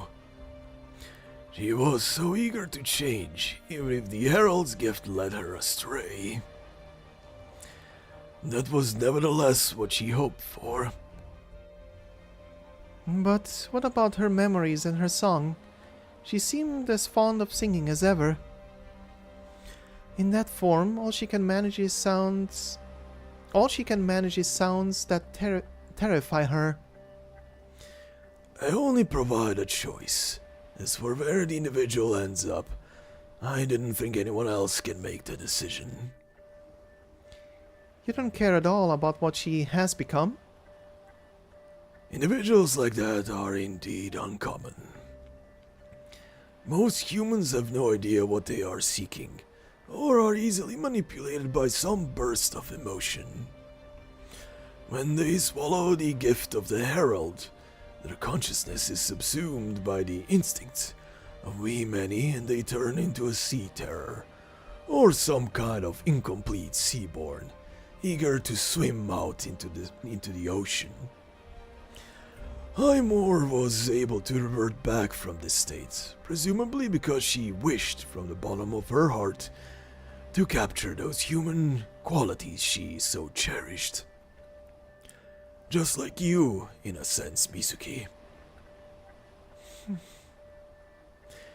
But you did not undergo that process. Even if you accepted your seaborn form, your cognition of yourself would still shape you into what you are now. You accepted becoming seaborn in its entirety, and decided to become human, just like I once did. But she failed. Because of fear or loneliness, I can't say for sure. As a result, she is trapped somewhere between success and failure. Though she accepted the gift, her refusal to have anything else excised from her naturally created a dissonance.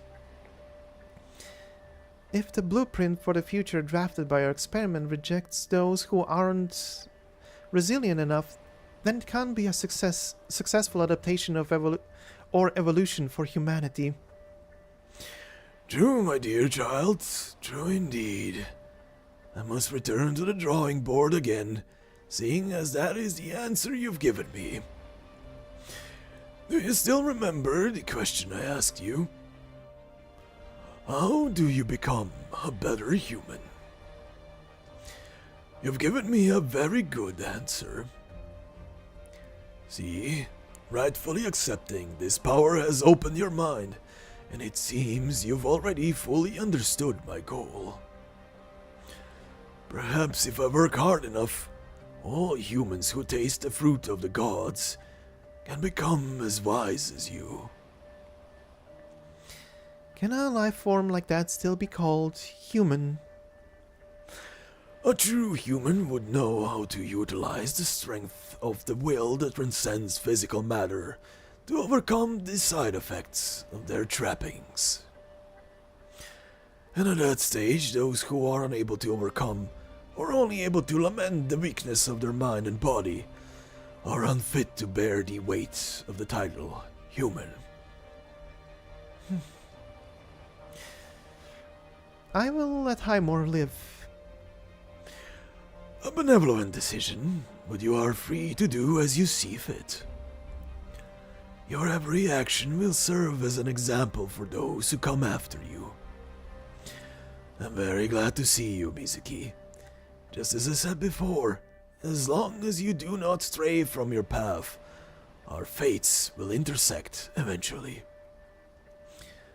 We shall meet again.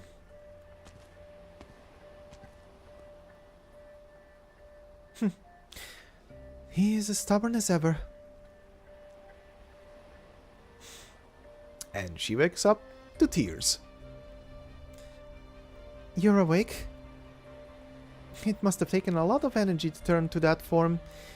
Want me to whip something up for you? Okay. Wait, hold on. What's that? Your tentacles. Oh, these?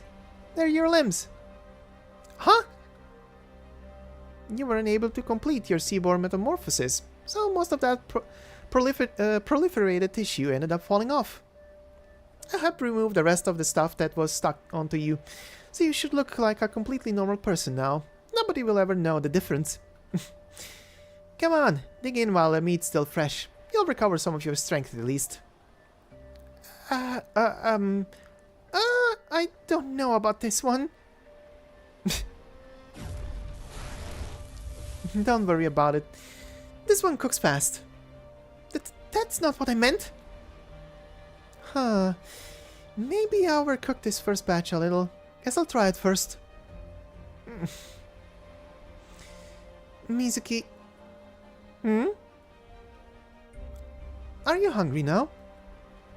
No! I wanted to ask about something else. Sir Cicero left. I proved how blind and incompetent I am. I have nothing left. That might be true. But as long as I have good stuff to eat and drink and games to play, life's pretty comfy for me. Those hobbies that let you reject the Seaborn can also give you a purpose to live on. I'm sure of it. Are you sure you don't want to bite? I'm good. Alright. I didn't bring any dry food with me, but I do know a good place with lots of nice people who can cook all sorts of delicious food. Might even be able to help you get a sense of humanity again. How about it? Want to come with me? Okay.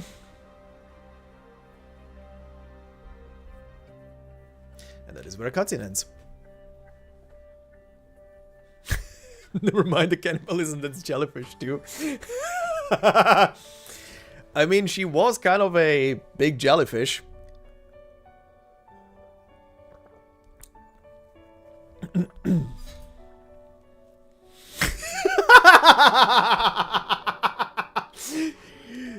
This is the line. This is the line we're pulling where we're like looking back at Hibiscus and like, you know what? You're not bad. Is this the line where we're looking back at Hibiscus's food and longing for it? I love it. I love it. I love that that was the line. Oof, I don't know about that. Okay, so text endings.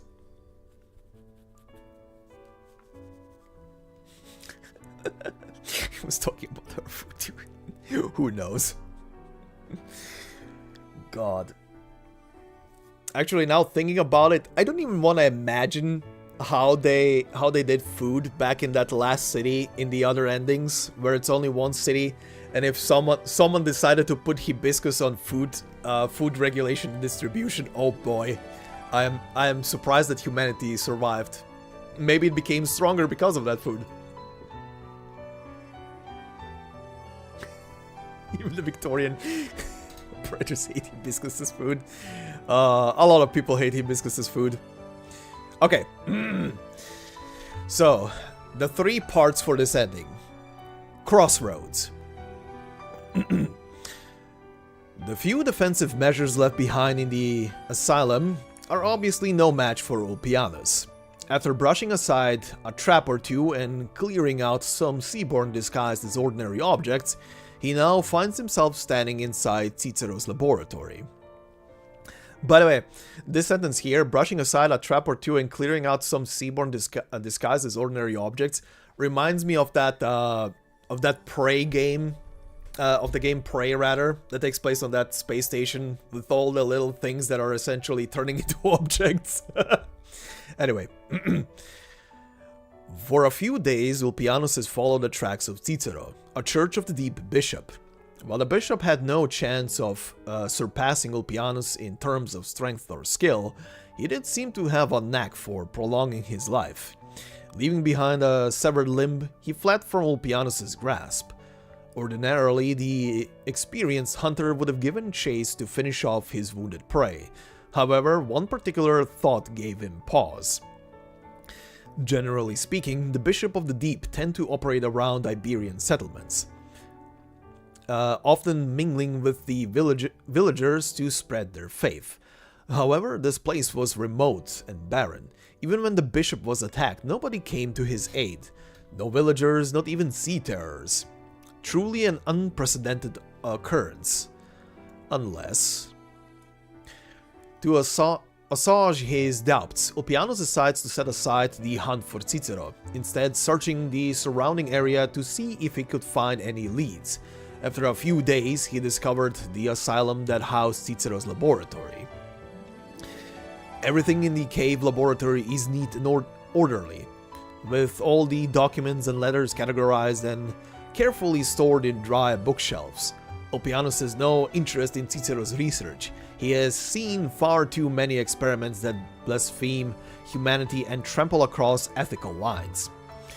What he cares about more is the correspondence between Cicero and the other Church of the Deep bishops. Normally, when a Church of the Deep bishop appears in seaborne form, their research and letters will have been completely destroyed by their warped carcass. But not this time. Cicero obviously did not expect to be raided by an abyssal hunter. Perhaps he chose to flee in a completely different direction in an attempt to prevent Ulpianus from discovering his trove of knowledge. Out of caution, he glances across the catalog of research topics. After confirming that none of the now halted research topics would have any sort of influence on Ager, he turns his attention towards the personal notes and letters. Upon the envelopes appear some names that make his heart skip a beat. They were people scattered among Ager's technical colleges, academics, and art world. Some were designated as the Bishops of the Deep many years ago. Most of them still maintain considerable status and influence in Ager to this day. Just from seeing these names, one can already surmise the extent of the damage the cult has inflicted upon the whole of Ager society. That was only the beginning. Information such as the close conversations that took place following the hunt of Isharmla, the bishop's surveillance of the surviving abyssal hunters, and the trajectory of Ager's movements over time revealed themselves to Ulpianus through the letters. As time passed, Isharmla's biological existence remained inside the body of the hunter who slew him, and the bishops began to take a greater interest in this particular hunter's whereabouts, as well as the movements of the other leviathans. As of the more recently dated letters, the bishops seem to have reached a conclusion. They wish to send the hunter who slew Isharmla back to the ocean. Only then can Isharmla awaken once more, as long as he can meet the one who caused the profound silence. As for his personal opinion, Cicero seemed to believe that the profound silence would speed up the amalgamation of humanity and seaborne, and that the technology to transform abyssal hunters may become mainstream in Ager. When a generation of human beings accepts the gifts in order to fight against the seaborne, they will then be able to give birth to the perfect humans he envisions. Without a doubt, he sought to advance this plan despite the disagreement of the other bishops. The words written on the letters are like a thralling net, attempting to entangle and kill the abyssal hunters and Ager within it. But even to the end, Ulpianus is unable to piece together the complete picture of the conspiracy. He has to run He has to run out of time. Weirdly worded. As he reaches out towards an unread letter, seawater suddenly rushes into the laboratory, the torrent consuming all of Cicero's research. Then the sea terrors follow. The sea terrors that seemingly swarm the entire asylum slither, tear, and bite, trying to free their kin from within Ulpianus' body. Ulpianus raises the anchor. He has already heard about the incident in Salviento. Even now, the Church of the Deep still plans on designing a hunter who can capture him. As long as he still lives, he will not allow that to happen. There was no 2? He has run out of time. Yeah, you're right. You're right. Sometimes the brain just fills in blanks automatically for no reason. But yeah, this is pretty much background info on what Ulpianus is doing in the meantime. And probably a lot of this shit will feed into whatever next story comes for the Abyssal Hunters. If the next story is actually gonna lead us into an Aegir city, all of this conspiracy shit will probably come to be a major plot point.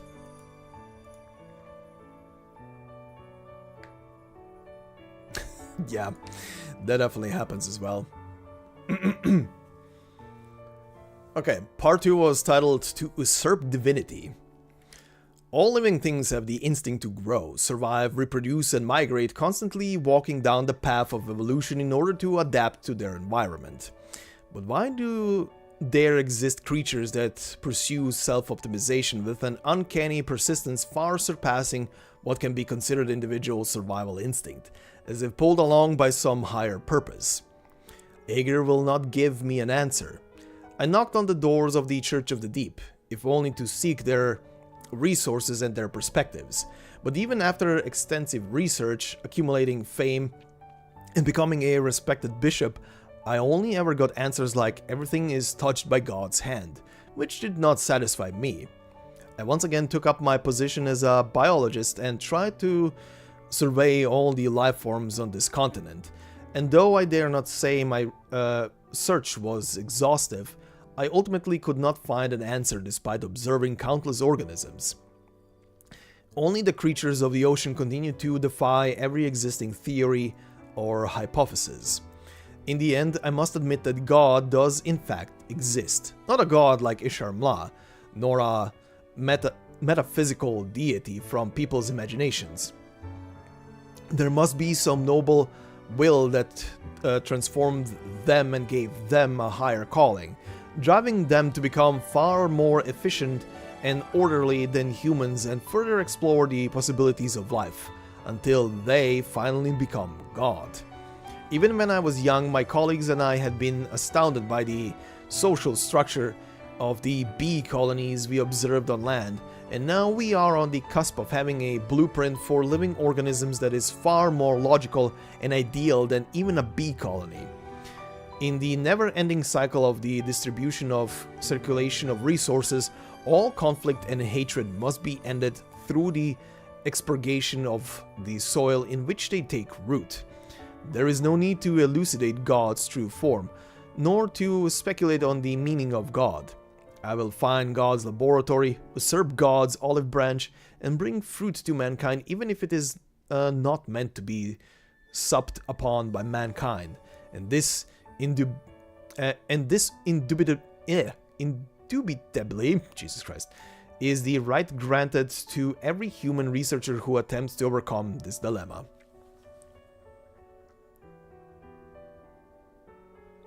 No, no, Emperor is not one of these gods. He is a monitor, so to speak. I can't remember. Did you read Lone Trail? Because Lone Trail pretty much dropped a bombshell on the full-on animal-looking things.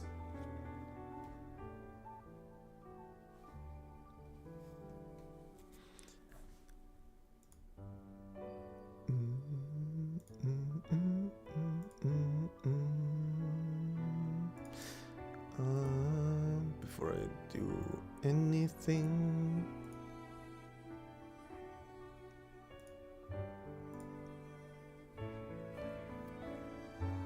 Yeah. Those animals and even PRTS are... They're essentially monitors left behind for some purpose. I don't remember. I don't think the purpose of them was said, but they're essentially immortal because they're machines. Yeah, they're higher beings. There's some very super high self-repairing technology, essentially. Pretty much a true AI in a undying body. Yeah. Funny enough, Emperor might still be around. I don't think he can be killed. In any of the other endings, Emperor might still be around. He and the rest of them might actually outlive everything else. Which is funny. Anyway, especially the High Priest, because that little fucker can actually turn himself invincible. I don't know about the other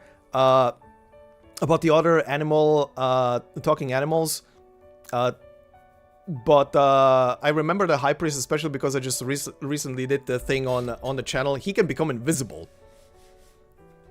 That little shit has perfect camouflage. Okay. Third story in here was The Sound of Withering. The elder shakes his head, placing the thing that had slipped from the girl's hand, the oath he exchanged with that herald, into the box. Though the girl had accompanied him and studied under him for several years, the old man had always been hesitant to give her that which she sought, precisely because of what is now happening. Distributing patterns begin to blossom one by one, silently clawing their way through the gravel. Her very existence seems to tear apart her surroundings, plants and flowers wilting around her, sapped of their vitality. The life of a sea terror has always played a harmonious role within the cycle of nature's ecology, taking nutrients from it as needed, and returning them to it as needed, all to create a more agreeable environment for its kin. But her life does not. Contradictory needs torment her and everything around her. Now the power she once wished for flows through her, but she cannot envision herself holding on to the things she finds beautiful in life. Even the wondrous singing voice passed down to her through her mother's blood is drowned out by the calls of we many. Pain. Pain is all that is trying to tear her body apart, roaring out around her with an inaudible remorse. This pain stems only from her resistance, her unwillingness, her incompleteness. She cannot accept herself. She does not accept the calls issued to her by we many, but she also cannot accept the humans who slew her parents. Always losing things, always having things taken away. Why must it always be her? Why must she give her own life force to we many or to the humans, just to preserve their living space? She rejects all of it, but after what seems like an eternity, she appears to finally exhaust her ability to resist. A bouquet of beautiful yet empty flowers blooms along the gravel, hesitating, withering. And that is Heimor's transformation. And I guess lead up into the battle itself. But yeah. Pretty much like Cicero said, is if there is like a heart's, well, they call it poetically heart's desire. If you're, or rather a strong enough will,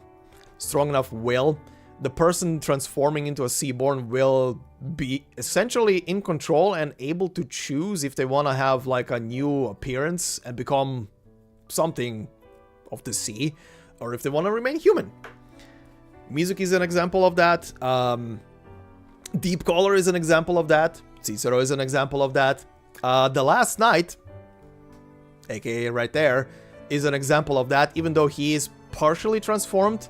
The ye old captain from Stultifera is another example of sheer willpower, including the first mate, who did transform into a Seaborn, but still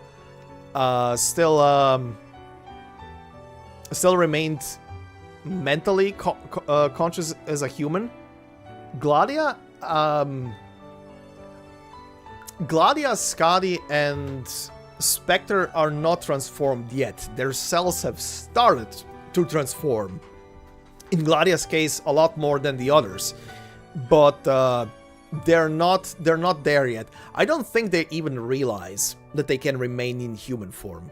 Oh, and I was listing them and I forgot I can't remember her name. The very fancily dressed chick from Stultifera. She was also someone who was able to go back and forth essentially between her human and seaborn form. Okay, anyway. And now for the second ending, which is the first alternative ending with alternative pathways.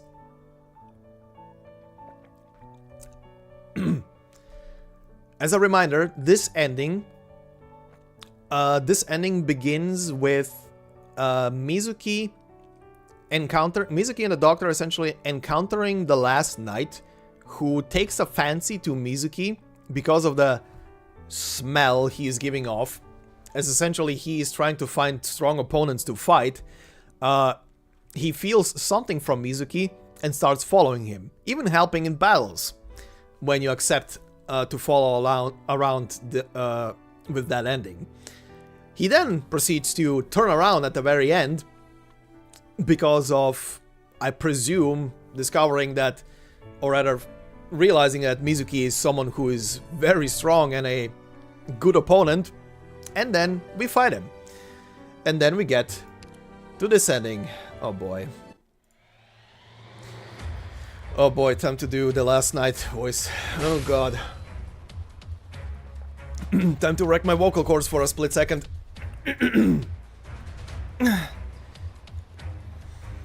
You've brought the waves. Rocinante, letting out a low-pitched braying. Not Ken, the scent of soil. The seeds fall into the ocean, blooming into cerulean flowers. These are not the terrible waves. Rocinante letting out an ears, having its ears perk up attentively. The terrible waves! The night's soliloquy comes to an abrupt end. The sound of the surging waves, the whistling of foul beasts, the howling of the strident wind. In that instant, everything disappears. In complete silence, the wind rises and the clouds surge.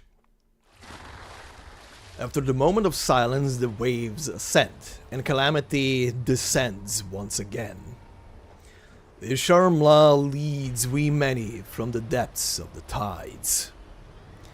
No longer is Iberia the sole victim. Every corner of the land shall be drowned out by the profound silence. The knight has lost his voice. He suddenly jerks the reins of his mount and aims the tip of his lance across the other side of the ocean.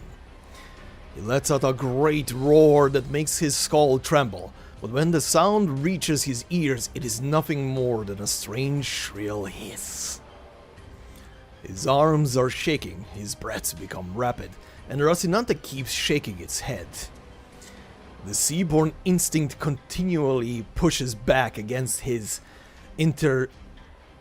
internecine savagery.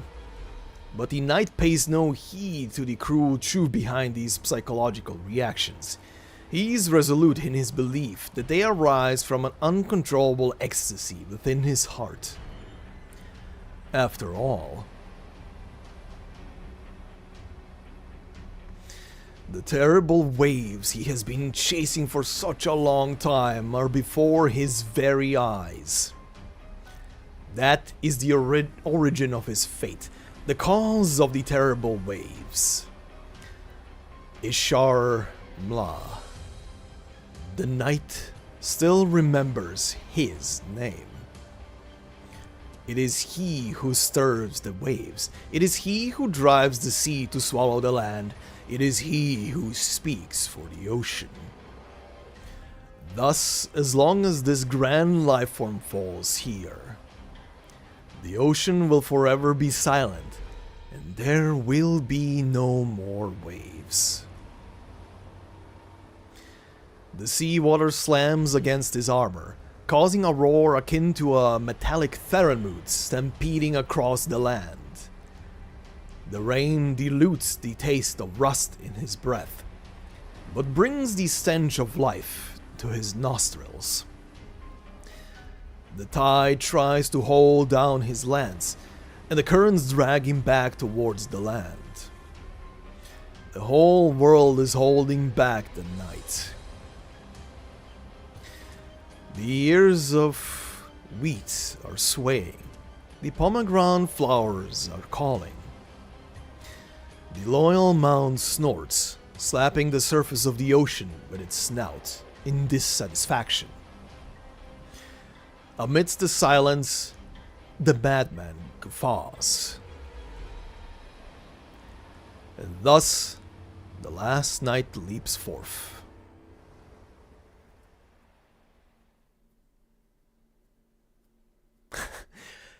I am always wondering what the hell Rocinante actually is. You know? I'm always wondering. I kind of wonder, because he's a Seaborn. He just remained in human form. He's also classified as a Leviathan, like Isharmla is. But I kind of wonder if... And this would be very funny. I kind of wonder if Rocinante is, because he is a Seaborn, his offspring. Like something that sprang out of his being. Or will all Seaborn obey Mortic out of fear? Not necessarily. Like the first mate. Yeah, I mean, the first mate was human, who transformed into a Seaborn, but mentally remained human, even though they were very... Like, they were struggling to even speak, essentially, when they had to speak during those scenes. But mentally speaking, they were still human. Just the body changed. I wonder what Rocinante actually was. Was it an actual horse? That transformed because of the last night giving it its own Seaborn cells somehow, like through food or whatever the hell. It's loyal to him, like to a fault, so it's definitely tied to the first night. Sorry, last night, but interesting. I would love to one day find out what the hell is up with the horse. Why it's so loyal. Like, the only logical conclusion that I can have why the horse is loyal to him is because it shares in its own... It can feel its strength, but also shares in its cells? It's just a Kuranta Seaborn. We have solved the mystery of what happened to Nerl's dad. He's a horse now. The end. Anyway. Could be a lot of things. I would love an explanation one day. Maybe it will happen, maybe it won't. Who knows? But the seahorsey is a seahorsey that even has... It's very weird. It had to be some kind of horse before, because it literally has hoofs. God, please don't be Nerl's dad. I'm joking about that. God. Oh. Anyway, let's read the 3 text entries here. So, part 1 for the Age of Silence, Final Bastion. It is currently 8 in the morning. The sky is completely dim and torrential rain pounds ceaselessly upon the ground, but the people continue to walk forward mechanically and numbly, seemingly paying no heed to the wrath from the heavens. Compared to the hope of survival and the fear of death, a little stroll through the rain is hardly a concern. They are already far more fortunate than most. While their human compatriots scattered through the wilderness are slaughtered by the Seaborn, they will quickly make their way into a city that appears impregnable. Calcit rarely lets her emotions show, but as she stands on the high walls looking over the procession of refugees stretching out to the horizon, the frown on her brow does not relent. With Ishar Mla having gone completely rampant, the profound silence first swallowed the coastline before all sound in Terra completely disappeared. The Seaborn and Sea Terrors began to assemble into packs and marched upon the land, eager trapped beneath the waves without any communication. The armies of the various countries disintegrated, and all of Terra was plunged into chaos. But most eager transform into their respective animals, and Amaya becomes a Seaborn with bird wings, and so a Koranta Seaborn might become a horse. Interesting. Interesting observation, and yeah, they do retain something of them in the form. God. I hope the horse wasn't an actual human at some point now, but what if it is? What if the horse was one of the knights? God. Oh, anyway. They're still best buddies. So far, all attempts at solidarity have proven useless. Even the combined forces of Casimir's Knight Orders and Lethanian's Gesetzeswächters were unable to withstand the Seaborn tides for even a single day.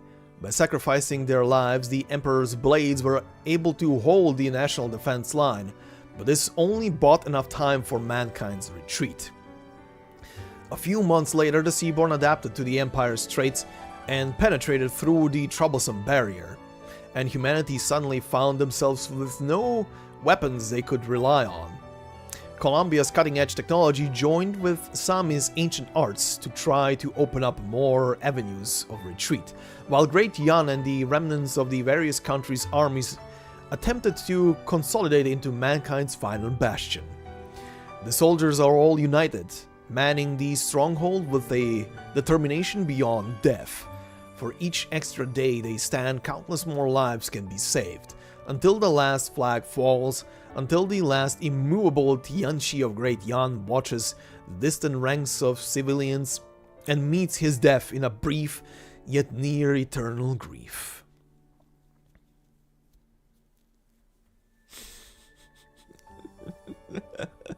Oh god, Mephisto stuff, yeah.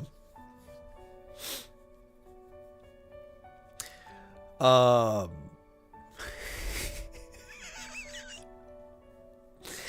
don't know. They imply that they are still together, that they were a pair. I have no idea. Maybe they were. Who the hell knows? I don't want to see that fanfiction. Anyway. Oh, right. Where was it? Where was that sentence? The Emperor's blades were able to hold the national defense line, but this only bought enough time for mankind's retreat. A few months later, the Seaborn adapted to the Empires by sacrificing their lives. Right. This is a crazy one, by the way, when you think about it. So, as we know, when you kill an Emperor blade, if you rupture its suit, it essentially will cause a kind of like a nuclear reactor meltdown, contaminating an entire area around the Emperor blade, when they consequentially also die in that spot. All the miasma spewing forth from the human fusion with the demon, demonic shard or whatever the hell that thing is that they go through. But this just... I kind of want to know how big that defense line was. Because this is just literally saying they literally formed like a borderline across some huge territory, all died in that single line, and just left a giant, forever contaminated zone that was impassable until the Seaborn adapted to the miasma. It's crazy enough for Arknights for you to believe it, and it would make sense. Oh god. But yeah, anyway. From the day the profound silence once again befell humanity, Kal'tsit has practically foreseen the demise of humanity. But the Doctor's miraculous survival, as well as her sense of responsibility to protect humanity, still draw her to find a way to build a city that can allow the human species to live on. She began and pleaded with a number of Faeralmuts, reaching agreements with several beast aristocrats. She managed to recover several pieces of ancient human technology needed to finally erect this spectacle, humanity's final bastion. These technologies, the way they were put together, the way they were applied for creation rather than destruction, each one of these topics is itself worth an entire book. These things were originally the hope of humanity to break away from its limitations. Now they have become the pen and ink by which humanity has drawn its own prison. What worries her even more is that, despite all this, the city is still unable to accommodate all survivors. In other words, when the city has gone past its capacity, she must slam its gates shut. In other words, a considerable portion of people will be made to face the despair hidden behind hope, and those who happen to survive can only witness this tragedy and accept it. This is a decision that cannot be stayed by kindness, compassion, or zealotry. Amia has already cried over this dilemma numerous times.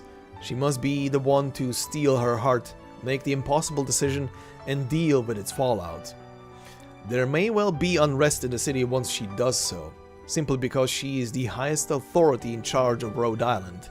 Kal'tsit knows that this is too cruel, but in the face of hell itself, even she has no tricks left up her sleeves. If this situation were as simple as sacrificing herself for a greater cause, then Kal'tsit would not mind giving up her near-eternal life.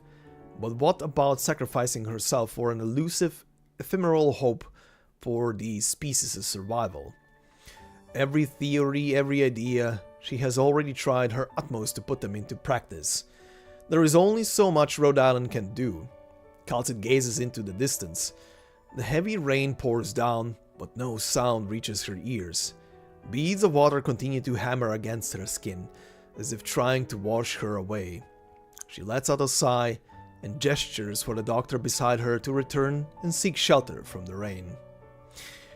What Kal'tsit does not know is that in Iberia's royal court, thousands of miles away, Isharm lies currently leaping across space, observing the person at her side. Of what little humanity remains inside her, only this silhouette seems to linger. Thus, she continues to will her swarm forward, just to reach the doctor as quickly as possible. Skadi never could have imagined that the bit of comfort she found in her personal relationship would lead to the destruction of an entire species, until all of humanity is reduced to one single entity, an individual known as the Doctor.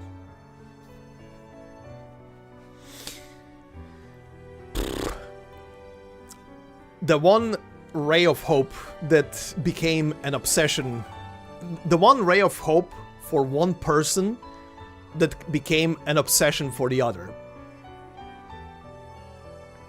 The other doesn't even know why she is obsessed. It is just continuing. It just took that strong emotion and is going with it. Anyway, part 2 is Resistance. The last night falls before Isharmla. Yeah, endings 2, 3, and 4 are not canon to to the main story of Arknights. They are alternative stories in which the events took a different turn, essentially. The major difference between all of these endings is that Isharmla awakes. That is like the big connecting kind of thread between all of them. In all of these endings, Isharmla awakes and for whatever reason decides to rampage across the land. Ending 2 pretty much tells us that the very reason why it begins its rampage on land and in the sea, considering that it has to be that the Aegir are the first ones to fall, considering they're the first barrier essentially in the oceans. But yeah, Isharmla's awakening is essentially the connecting factor between all of these alternative endings. Even ending 4 with Mizuki is the same. Isharmla awoke, but we took another step in another direction. Anyway, Part 2, Resistance. The last night falls before Isharmla, the silence has descended once more, and the Seaborn eagerly march upon the land. Mizuki uses his tentacles to push the sea terrors aside, trying to protect the Doctor from harm. Now that the Leviathan has awakened and the waves claw at the clouds, to leave the Doctor stranded on a little island in the ocean is to leave them for dead. To ensure the Doctor may survive, Mizuki carries them on his back and swims back towards land. Mizuki may have been able to deal with a few sea terrors, but when the Seaborn block his way, when facing the interrogation of the entirety of We Many, Mizuki cannot help but feel the immense pressure weighing on him. I just want my kids to be safe and happy. How can one individual in a collective rebel against the will of the whole? Isharmla's pheromones are delivered directly to his brain. It is his wish for Mizuki to leave this human behind. Absolutely not. The Doctor must return to the land. The Doctor must return to land alive. Mizuki has never cared about the fate of mankind, but he does care about the Doctor. And he knows that they would not wish to witness humanity's demise. So he rejects the Leviathan, rejects We Many, and returns the Doctor back to land. He crosses the blockade established by his kin, and places the Doctor upon the shore. With a smile, he tells them to report back to their companions, while he fends off the Seaborn's march. They will believe me because I am also Seaborn, Mizuki says this to the Doctor. Thankfully, they believe these words and leave. Now Mizuki will finally be able to truly buy some time for the Doctor, for Rhode Island, and for humanity. Mizuki exhales and adjusts his pheromone expression. In an instant, the Seaborn fall into confusion, unable to comprehend why their own kin was displaying hostility towards We Many. After a period of confusion, We Many decides to prioritize the removal of the hostile individual. Instantly, the Seaborn change their direction and rush towards Mizuki as he swims out to the open sea. Across the extremely long span of time, Mizuki's hostility-laced pheromones continue to surface clearly within the collective consciousness of We Many. Like a drop of blood splashing upon a sheet of white paper, they do not dissipate for a long, long time. But in the end, he too dissipates.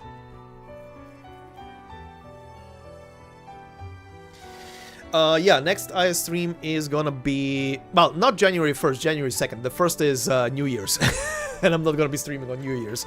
But yeah, the next IS stream is gonna be on the beginning of January, with the final memory mapping, which is gonna be Mizuki's. And I do wonder what that one's gonna be. But yeah, anyway, thanks for sticking around, Titan, and good night, I guess, if you're going to bed. But yeah, this part is insane. So essentially, as we learned in part 1, in this timeline, humanity bands together to begin building that last city and wall itself off and shield itself off. But the only reason they had so much time and the Seaborn didn't literally swarm everything to death quickly enough is because of Mizuki. Mizuki was there and he was literally distracting everything in the ocean. Yeah, good night, Titan. Alright, and final part of ending 2. Ashes to ashes.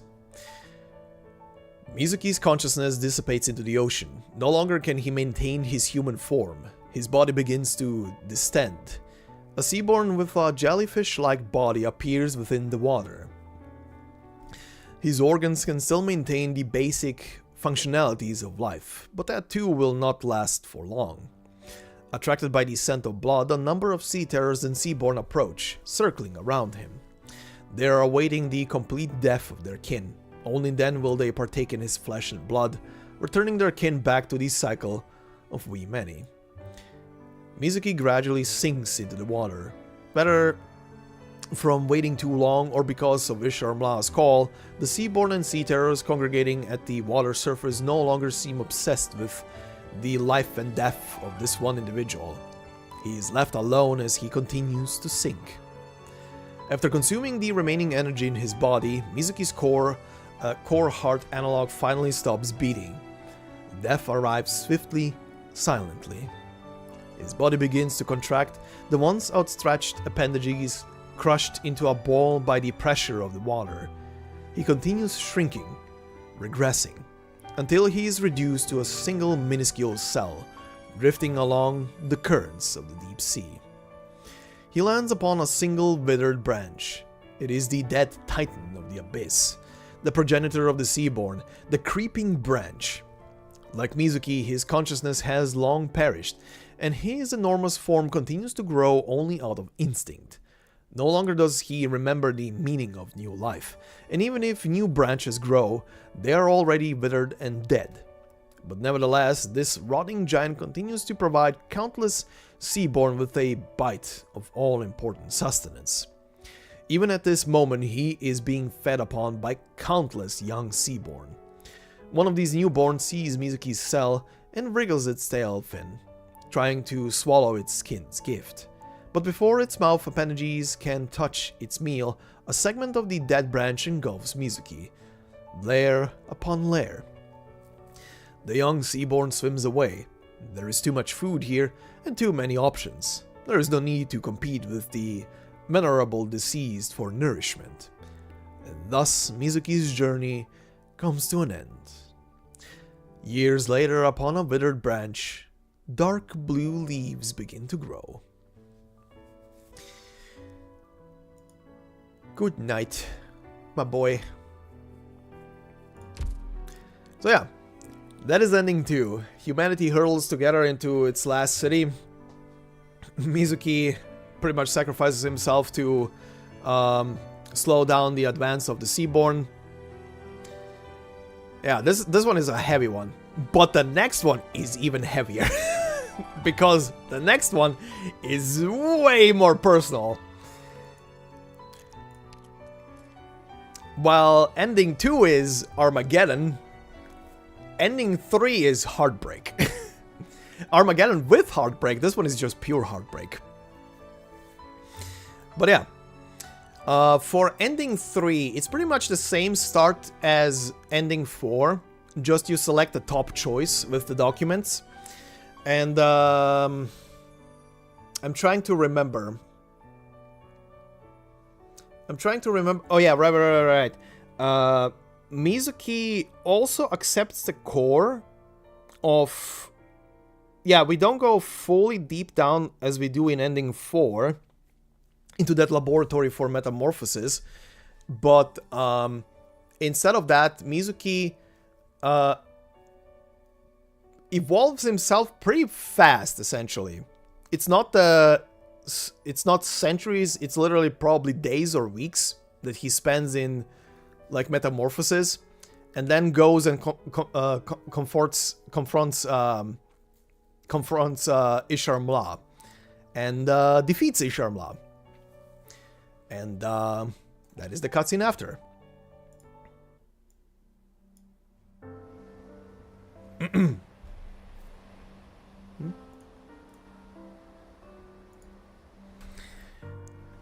Since the birth of the new world, this was the first conflict between the Firstborn. Mizuki became the consciousness the creeping branch had lost, and used this new power to challenge the corrupting heart. We many awaited the outcome of this conflict. Isharmla is defeated. He loses his Firstborn status and becomes yet another nameless entity within We Many. Mizuki has emerged victorious, yet he feels no joy at this victory. I just want to point out very quickly that he for Mizuki is written in capital. Right before his eyes, another Firstborn teeters on the brink of madness. The treacherous ruse of the Bishops of the Deep has been brought to light. They would drive the primordial life spring, the source of the profound silence, to madness, and thus induce the awakening of the corrupting heart within Skadi. Once the two Firstborn fused, it would trigger a mass extinction-level silence, ushering in the destruction of Aegir and the era of the Seaborn long desired by the Bishops. This Firstborn is not like Isharmla. It is the symbol of the Seaborn's survival, the bio-enrichment of microorganisms. It is one with the ocean, and there is no way to defeat it unless the ocean dries up. Unless the ocean turns blood red, and the silence's arrival is imminent. Even should the life spring's madness be quelled, even if We Many is given a leader, none of that would halt the drive to survive and evolve ingrained into their genes. Of course, Mizuki is able to keep We Many from the land. But with the awakening of the Seaborn's instincts and We Many's consciousness, his control will eventually collapse. After a decade, or perhaps a generation. Even he cannot say for sure. Yeah, every time the text is referring to Mizuki with he or it is capital. Because he has evolved to the status of Firstborn now. Mizuki is essentially categorized right now as a Leviathan. As pretty much a god of the Seaborn. All he can do is uphold the agreement with the Doctor until both his ego and humanity complete their retreat. At least, the Doctor and friends must be protected from Seaborn encroachment for however much time remains. The tide is about to rise, and Mizuki has no other choice. God, that sad expression is killing me every time. He steps into the ocean. His body undergoes a metamorphosis as he takes the same form as the life spring so that he may soothe the madness of his kin. From bright crimson diffuses deep cerulean, and Mizuki's human form gradually disappears. At the final moment, he turns his head to gaze backwards. He turns his head to gaze back towards the land. A person's figure reflected in his eyes. In the next moment, the tide surges. Thus recedes Mizuki's image, never to be seen again. Cerulean blots out crimson, and the Firstborn's madness is soothed. The Seaborn and Sea Terror swim towards the ocean depths, leaving the land to its original inhabitants. Humanity cheers, celebrating this historic change. But what they do not know is, everything comes at a price. A pharmaceutical company has forever lost a trusted companion.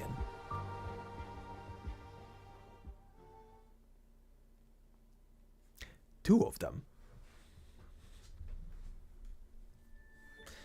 2 of them.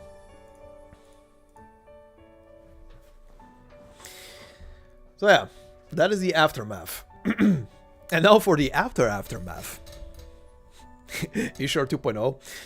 Kinda, but not really. Ishar is its own firstborn entity, its own Leviathan.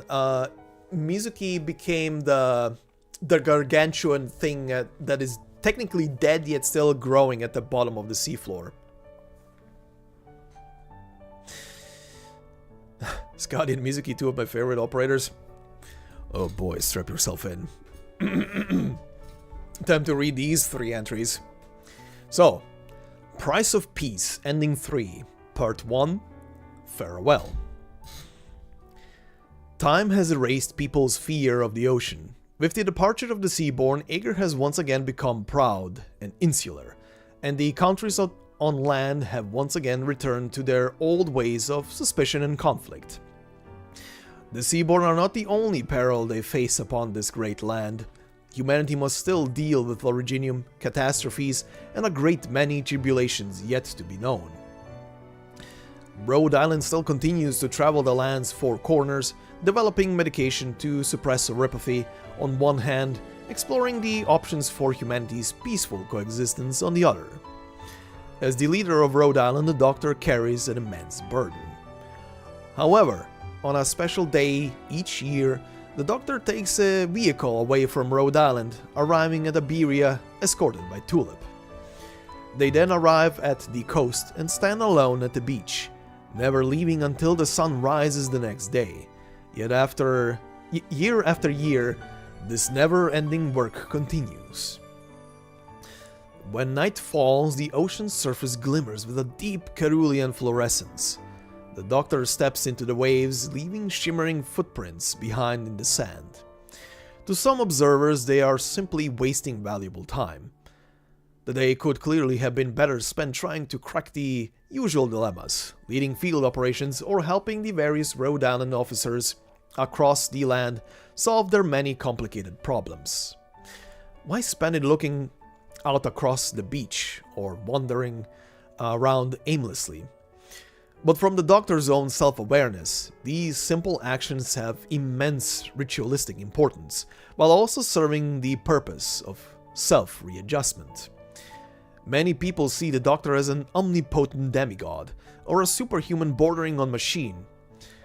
They are wrong. The Doctor is human after all. Not an ordinary human, but a human nevertheless. One who has endured too much pain to share and too much grief to pour out. The land is unable to accommodate these emotions, but the sea can. Whatever you choose to confide, the sea will answer. Splash, splash. Since when did the ocean become so gentle? The Doctor does not wish to utter the answer that wells up from within. An operator has suited the tides, but never returned to the team. The only memory he left behind was the fluorescent cerulean tide that appears once every year. And so the Doctor returns here every year, to be alone, to meditate, to confide. Humanity's thought-filled rhetoric and nature's never-ending echoes. They're all full of meaning.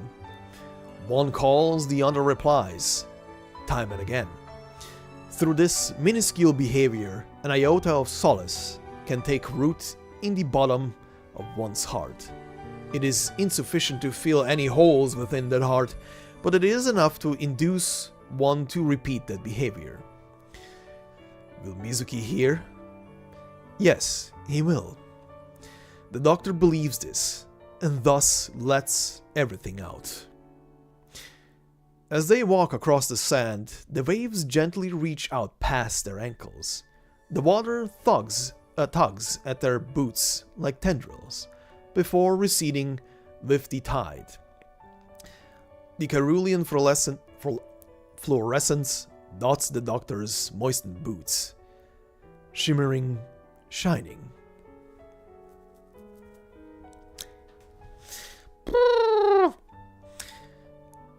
And if that was already heavy, it becomes even heavier. Oh boy. Ending 3 is... Smile. Smile and pretend you're smiling. Oh god. Uh-huh. Now for part 2. Recollection. Isharmla is defeated. He calmly accepts the punishment of we many, but cannot understand how he, who was born to fight, lost to mass of dead branches walking. Regardless, after that battle, his path will no longer be the trajectory explored by we many. Since he is no longer needed, he will also seal himself away and enter a deep slumber, allowing the consciousness named Skadi to resurface once more. Skadi dreamt a dream. In the dream, she raised the tides and stepped across the land, trying to search for something in the realm above. But just as soon as she was ready to set off, the dream abruptly ended. After she awakens, her memories fade along with the dream. She tries hard to cling to something, but her brain is flooded with things sent by we many. This is not what she wants. She does not belong here. Skadi herself does not understand why she would generate these kinds of thoughts about her kin. They were always so kind, even willing to give their lives for her if necessary. There is no fanaticism or manipulation behind their actions, only equality, only altruism. But between continuing to swim alongside we many or casting them aside, Skadi still chooses the latter. A kind of disgust emerges from the depths of her heart. Even in the face of death, she does not wish to be among the Seaborn. As for why, she does not know. How could the Seaborn come to hate her own kin? Skadi cannot answer. The land... Her subconscious leads her to swim towards the land. Someone she wishes to see is there. Why would a Seaborn want to see a human? Skadi does not understand. Her consciousness conflicts with the Seaborn's instinct on every level, so much so that her own actions are incoherent. But eventually she makes her way to the shore and surfaces, her eyes scanning the empty, endless beach. The silhouette of a hooded man appears in her vision.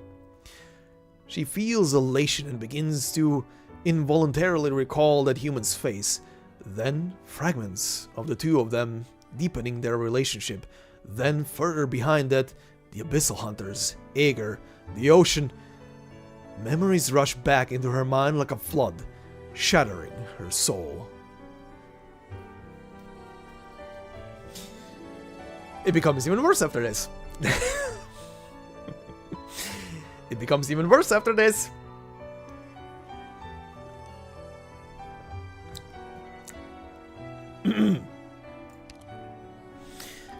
Part 3.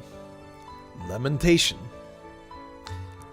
Father, mother, brothers and sisters, Opianus, Laurentina, Gladia, past, present, future.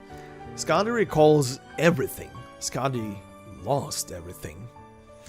A monster that does not belong among humans, a human who does not belong among Seaborn, hiding within the tides, timidly looking at this symbol of beauty.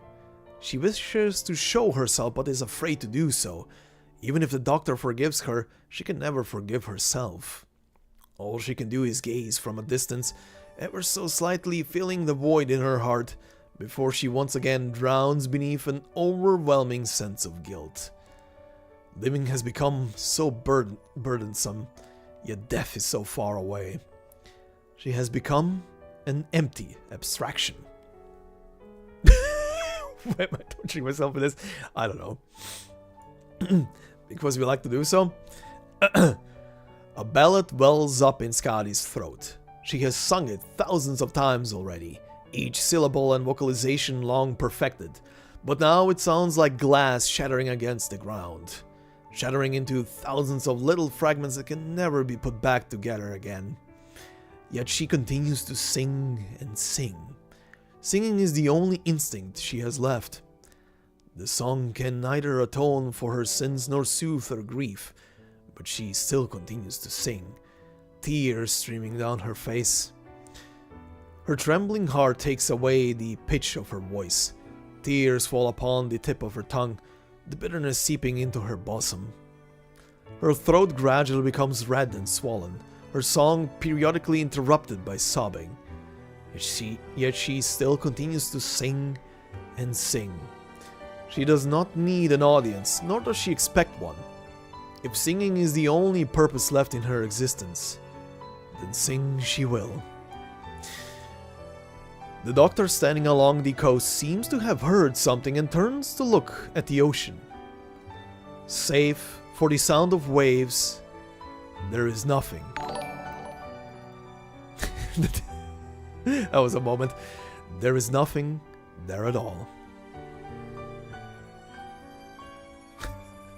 Thank you for the membership, Asteri.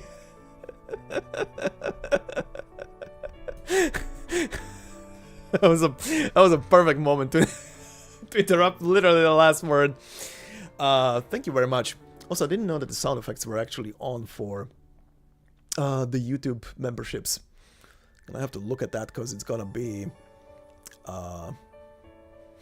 you tried to time it. Well, the timing was pretty nice. Literally at the very end. But yeah, thank you. Thank you very much. You were pretty much there. I was literally at the last, like, 2-3 words. Okay. Jesus. That's enough. That's all 4 endings. So yeah. Ending 2. Apocalypse for the world. Loss of 2 operatives in the whole shebang. Ending 3. Personal apocalypse. Personal heartbreak.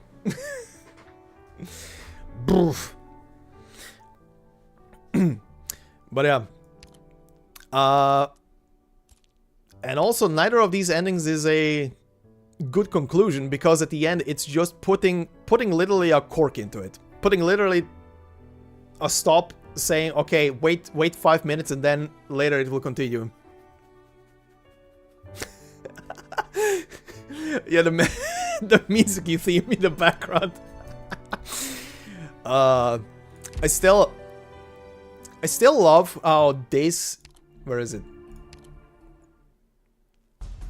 No, not this one. This one. The beginning of this song, I love how it immediately gave me an idea what this ending is gonna be. What ending 4 is gonna be. And it's just because of this. Wait for it. Did it already do it? Hold on.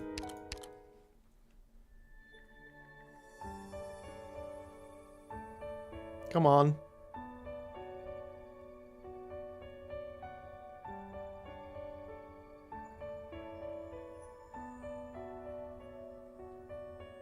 When does it start?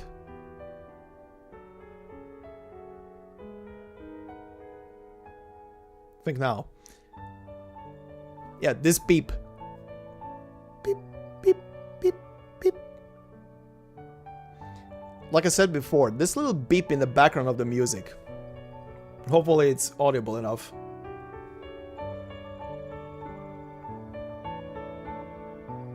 This little beep in the background of the music immediately gave me an idea where we are going with this story for ending 4. Because it's literally the one... hold on. Boop. Did that stop it? I think that stopped it. Hopefully that stopped it. I saw in the corner down there, skip ads thing. It's the beep in the background. Yeah, maybe for some people it sounds like a heartbeat, but for me, immediately what it signaled was satellite. Because it's like the non-essential basic sound that is used in a lot of like images of like a satellite sweeping by, and you have that little beep. So immediately gave me the idea of, oh, we're going to space, baby. Oh, we're going to space. Even the music, I think the battle music for hold on. The battle music for the boss stage.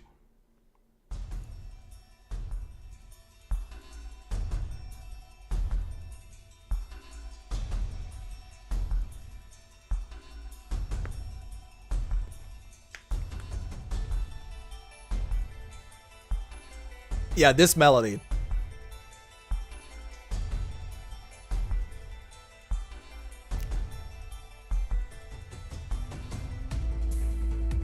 That melody before the chorus starts going in. Yeah, like a radar for that beep.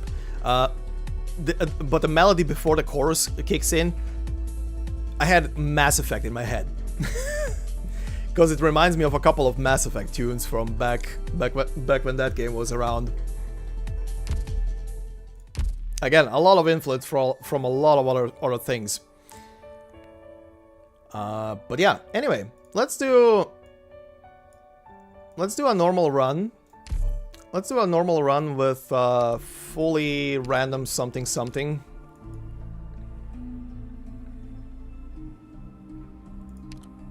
Oh, I've never did this. What is this one? When recruiting for the first time, gain a random advanced recruitment voucher? Sure. Fully Oh! That's what that means. Wow, 2 premiums? There is still one thing I want to see out of this whole thing, and let's see if we can actually get this. What are these selections? Sure. Sure. Yes.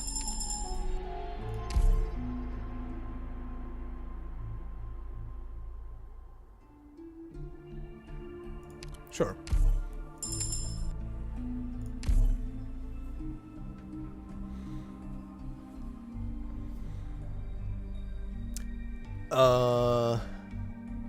Yeah, I'm pretty much done with this mode until January. I'm probably gonna just play in the background and try to, outside of streaming, and try to increase the surging waves whenever I have time for it. But yeah, January is gonna be... It's gonna be technically the last time I'm gonna stream IS for the what's it called? For the last memory mapping. I am looking forward to the last memory mapping because it's Mizuki, and I'm also terrified of what it's gonna be.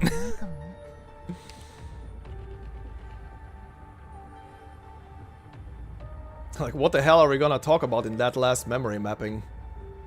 I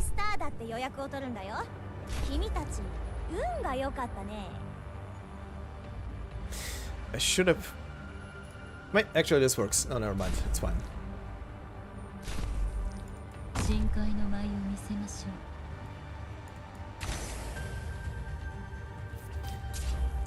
Power the Orca. Yeah, IS4... I do not know when it's gonna be out. Because I think there was talk about delay and stuff for the thing. So I have no idea when it's gonna be out. But it's definitely not gonna be out before the Typhoon side story is gonna be also out. It should be in February, but it depends when Typhon is gonna be introduced into the game. Because I don't know what the story is about, but apparently the Typhon stuff is linked to IS4. Probably like a pre-story of how we got there, more or less, I'm guessing. Because if I remember correctly, Typhon is in the splash art for IS4.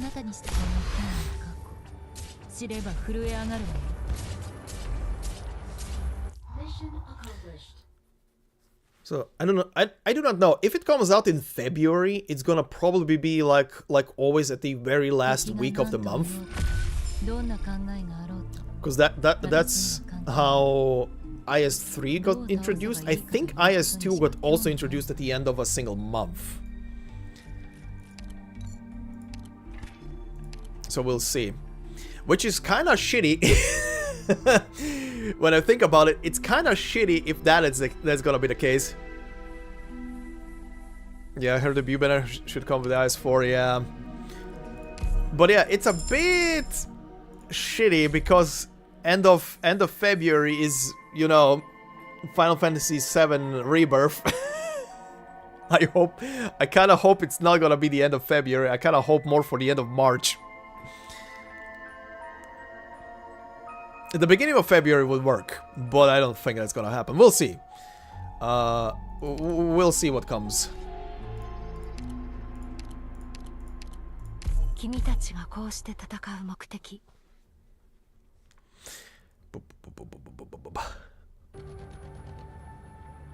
みんなロドスに勝利の知らせを持って帰ろうね。The 16th should be the 4th anniversary, yeah.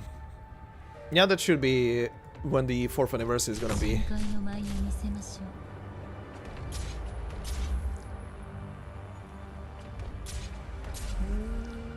Let's miss you this way. 君たちの命は私が守る。私にも戦うからには白黒つけさせてもらうよ。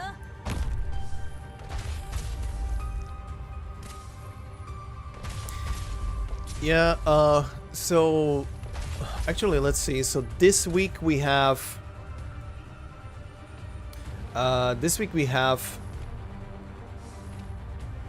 Hortus, which I don't know how long does actually Hortus last? 2 weeks? I think it's a 2-week event, right? It's not one of the big ones. I don't know if they do it, but there should also still be like a week of the rerun event for what's it called? For Lingering Echoes still has to be in there. So I guess the last 2 weeks of this month are Hortus, and then beginning of next year is rerun for Lingering Echoes, I guess. And then should be the anniversary with the AI altar. And then I do not know. The anniversary story is definitely gonna last 3 weeks, I think. That one is a big one. Hortus lasts until the 4th of January. Is that roughly 2 weeks? 21st, 1, 2. Yeah, that's 2 weeks. Okay, so yeah, it's a 2-week event. It's a normal kind. And then we have the 16th is on Tuesday. Yeah, there is enough time right after that to have like a week for Lingering Echoes. If they're gonna do it. I don't think there's anything else they could squeeze in there unless they're gonna keep a empty week. But it's one of those we'll see when it comes to it. But yeah, if they keep the schedule as predicted, then Hortus, Lingering Echoes, 16th is the anniversary side story with AI Altar and Swire Altar. That one should be 3 weeks. So until February 6th. 1, 2, 3. Yeah. About. Depending on when it starts. But roughly there. That week. And then we'll see. There's also the Dorothy rerun that also needs to happen. Which will probably be also in February.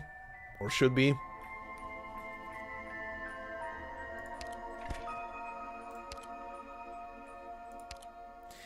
Typhon is probably gonna happen. Typhon is probably gonna happen after the Dorothy rerun, I would say.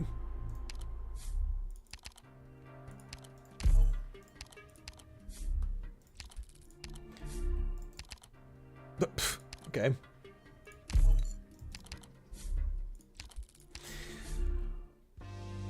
Buddy, what do you have for me?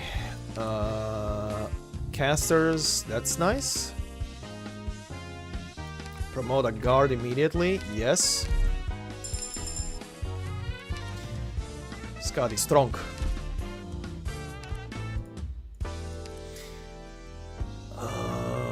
I'll have enough. Squad size limit up and 2% attack.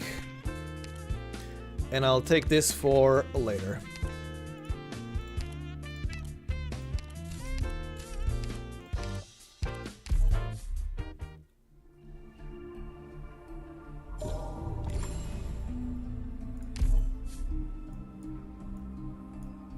Okay.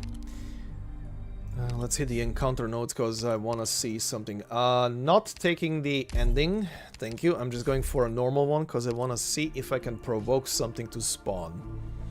Or actually if I can be lucky and it spawns. That would be a better way of putting it.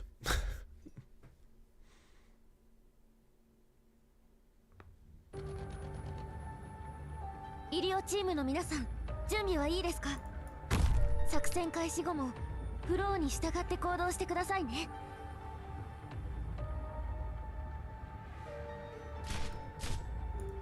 深海の舞を見せましょう。私に任せて。君たちの命は私が守る。単独行動は慣れてるのよ。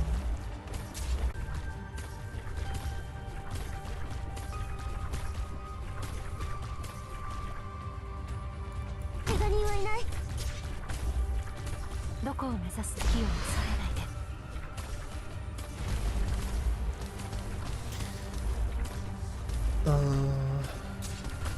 Yeah, I'm gonna do...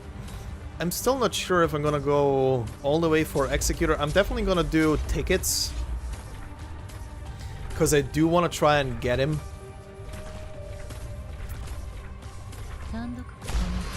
But yeah, I'm not sure if I'm gonna go the entire way.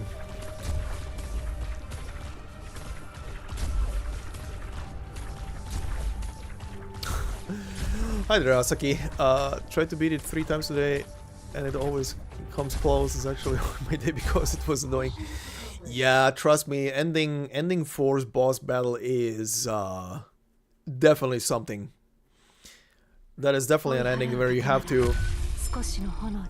Even if it's very RNG, you kind of have to plan ahead with units as much as possible. But holy shit, can it be punishing? I learned that on my first evening of attempting that ending. Oh boy.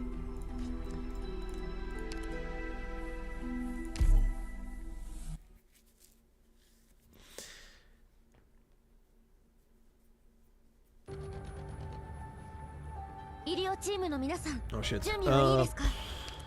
作戦開始後もフローに従って行動してくださいね。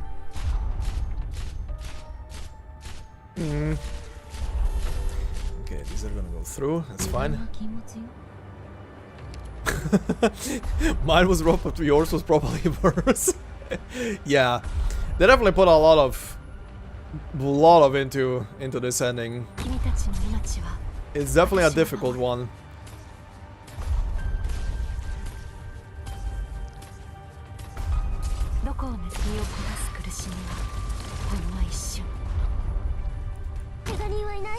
It's like the enemies are not...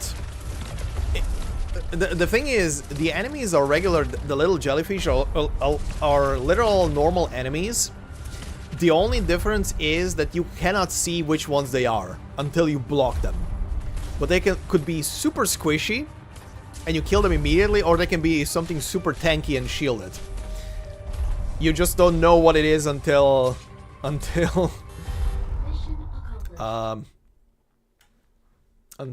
what's the word? Until you block one of them. So it's like the best I can tell you is take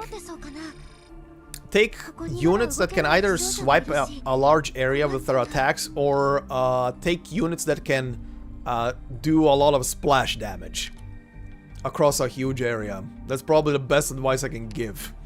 That's what I did when I took for that first kill Linar, and who did I have on the first kill beside him? I think I had Horn. Horn, Texas.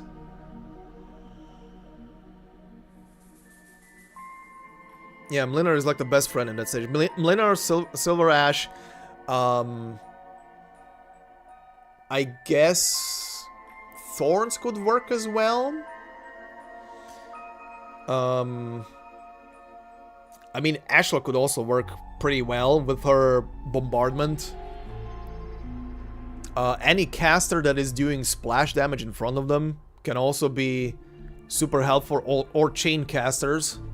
could also be super helpful. I have no idea, considering I don't have her promoted. Maybe Lin as well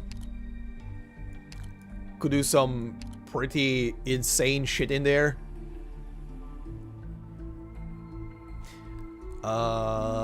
Right. Also, what am I thinking about? Who to take? Who to take? Who to take? Who to take? Speaking of chain casters, come here. You're super expensive to deploy, but sure. ロドスの方の実力をこの総合で見定めさせていただきます。 Oh, hi. And bye. Yeah, and Golden Glow. Golden Glow with her global reach is also amazing. And yeah, Rosmontes. That's pretty much the case. Anything that does huge area damage is your best friend for that whole thing. King's Lance or Vampire Bed? Let's go with the Kings. Let's reroll. That's better.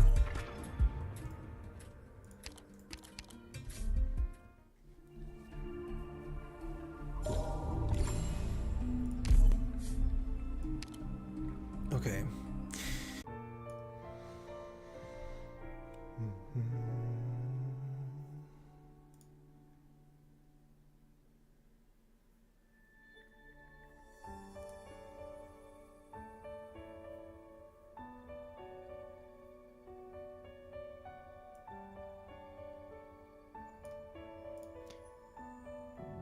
Well, that was the thing.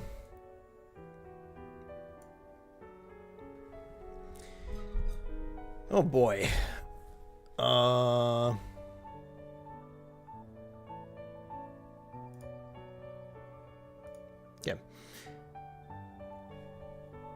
Okay, I think this is back. I think this is running now again. Jesus Christ.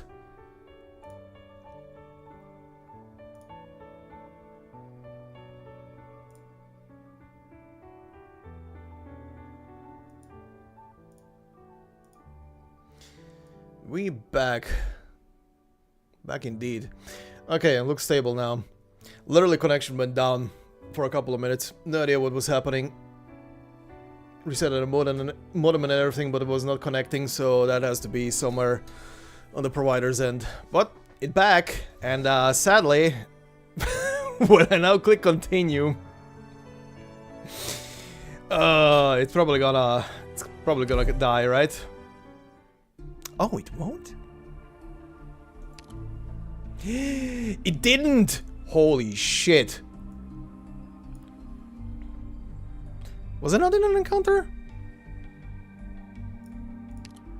Maybe I wasn't. Maybe I'm misremembering. I thought I was in an encounter. Okay. Jesus Christ. It's the duck. Okay. Let's get this rolling. I want to finish this one run at least, because I want to see if we can get one event to spawn. Oh god. This might have not been a good idea. This might have not been a good idea. But yeah, apologies again. Was out of what I could do.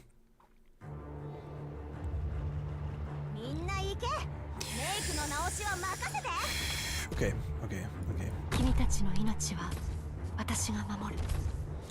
Reed, time to work overtime. Kill him.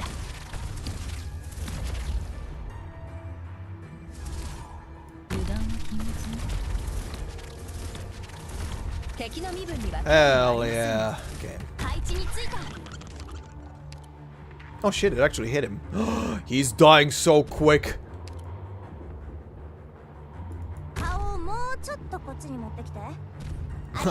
Yeah, same.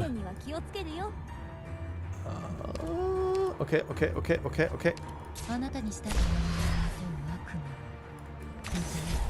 Turn you on.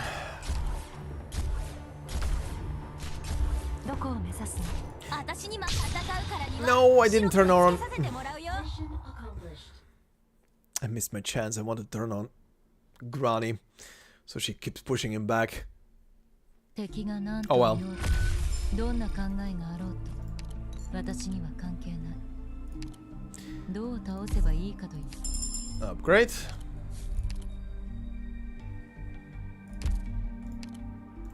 Okay. This map, sure. Also, speaking of sad stories, holy shit, that I'm looking at it and I'm remembering Roberta's operator record, holy shit. 準備はいいですか？作戦開始後もフローに従って行動してくださいね。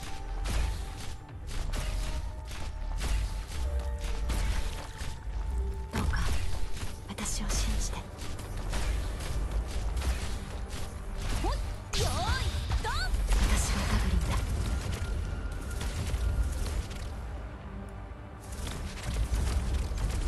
深海の舞を見せましょ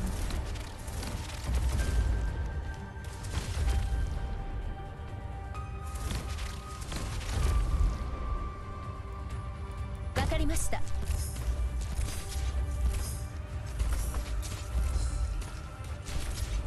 Okay.「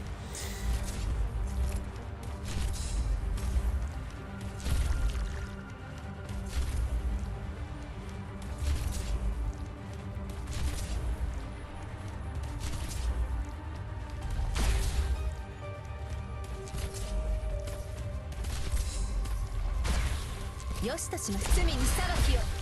ご来光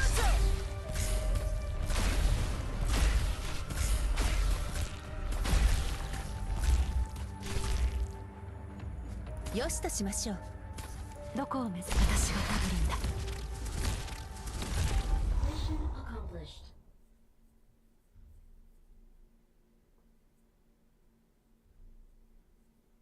まだまだです。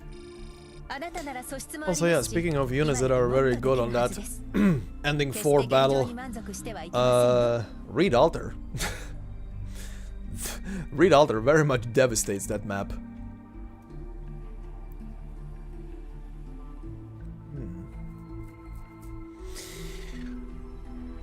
Speaking of the Ross Cat, I have never properly used you, but I recently promoted you for stuff, so let's have a look-see. Attacks deal 2 instances of physical damage to ground enemies in a small area. The second instance is a shockwave that has half the normal attack. Okay. You mean phone destroyer? Oh, don't worry. She lags out an emulator as well. The next attack deals an additional hit equals to 110% attack as arts damage. Okay.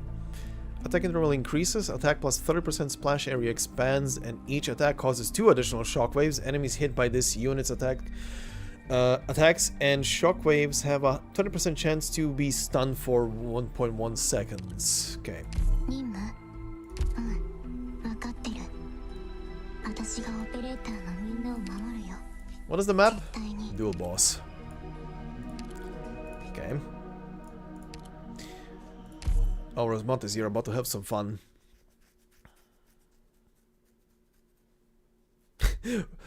Rosmontes has lately really been grooving on you? みんな行け。メイクの直しは Growing, 任せて。 growing. Jesus Christ. 配置についた。 The Rosmontes groove. She's been useful for a lot of stuff recently, actually. 深海の舞を見せましょ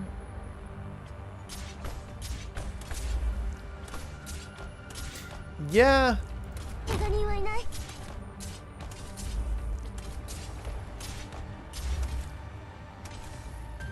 I heard that a lot from people who started using her after Lone Trail or around Lone Trail again.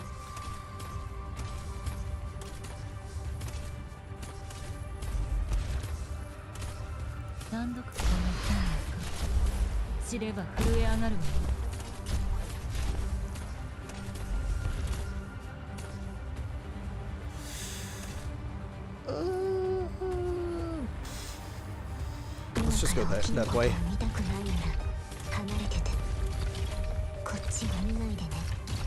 Round you just tanking the shit out of that spear chucker.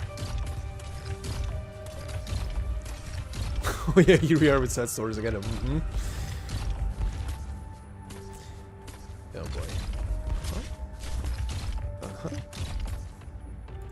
りました。命令を砕ければ叫ぶといいよ。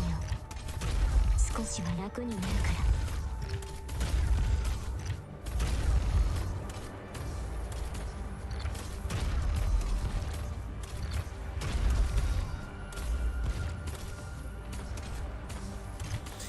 I mean, this game excels at the sad stories, right?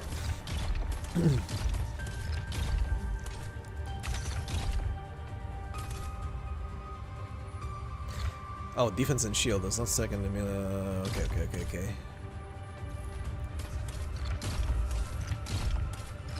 前線で作戦を指揮するのにも最適のスタイルってのがあるんだよ。あなたにした瞬きせずに自分の死に様を見届けることね。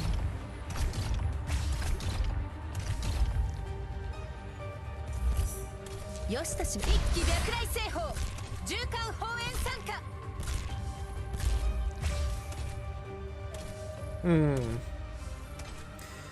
This is gonna take a moment. Eventually. あ Okay. なたに従うわ。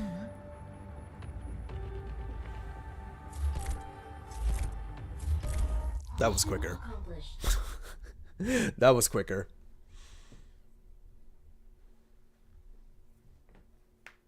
よくできました。少しは胸を張っても誰も咎めません。私の基準は厳しいですから。5 stars are costing less. Good stuff. More sniper stuff. Sure.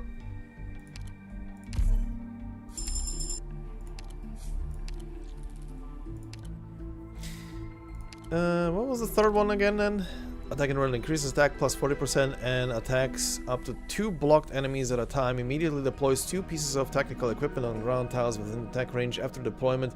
Surrounding enemies are stunned for 2.5 seconds and the block...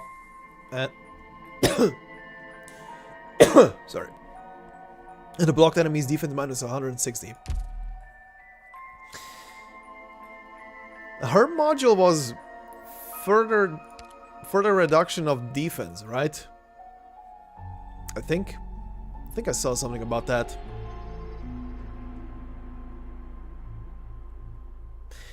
When deployed, grants 8% attack to this unit and a random deployed caster. Interesting.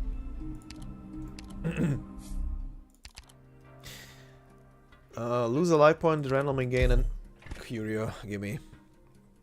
Casters have plus 30% attack and specialists have 3%. Ocean Voyage.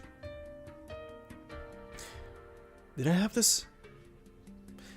Twice they escaped the land, but in this they nevertheless still take pride. Aegir once measured the ocean. I don't remember if I had this item before. Anyway, anything useful in the shop? Yeah, ignores like 250 defense. Okay. Sounds interesting. Don't care about the light loss, and I already had this item. Let's yoink a caster. Another caster, rather.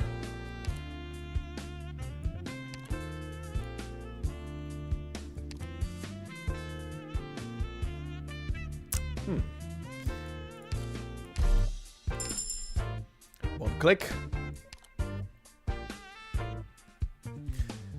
Okay, free promotion for Granny, sure. And you get exactly one, apparently.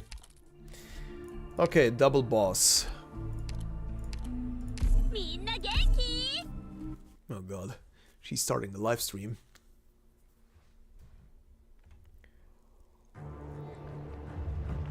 Okay, you.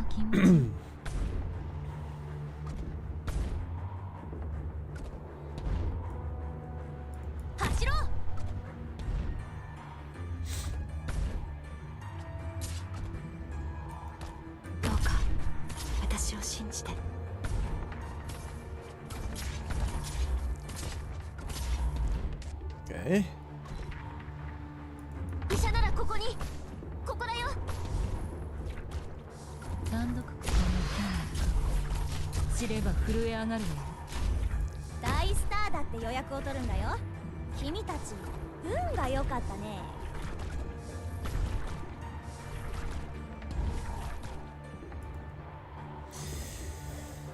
Oh, just out of reach, but fun.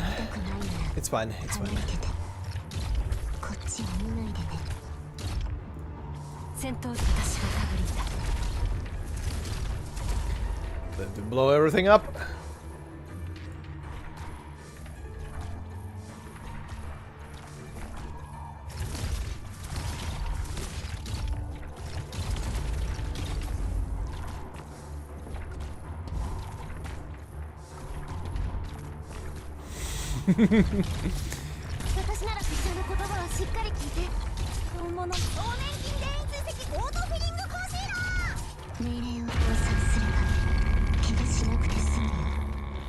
I forgot that that is the sound she does when you trigger that thing. Holy shit, Responses.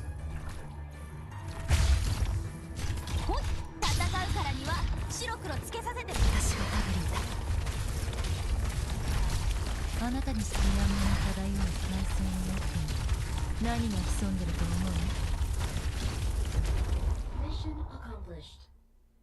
う？ Well, that was death. Jesus. 君たちに言わせればまだ勝利には程遠いのかもしれない。 Okay. だって君たちの夢はずっと遠くにあるから。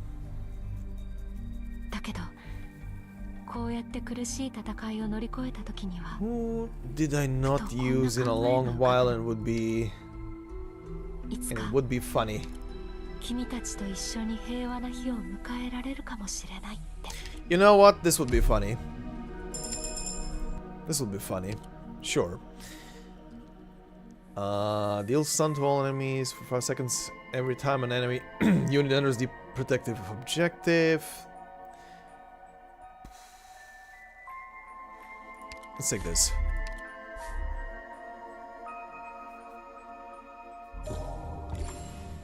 Ooh. Nice roll. 狩りの時間か？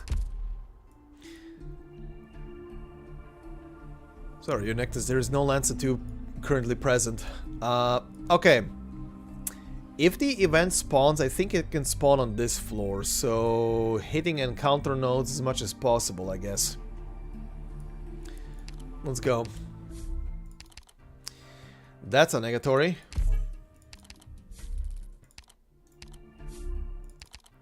That's also a negatory. Maybe something useful. 70% attack for 6 seconds after dodging. Another one.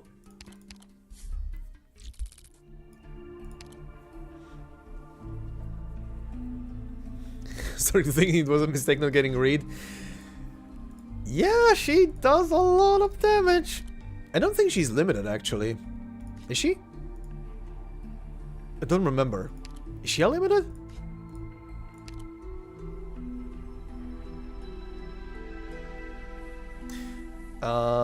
Okay, this is fine. I don't think she was unlimited.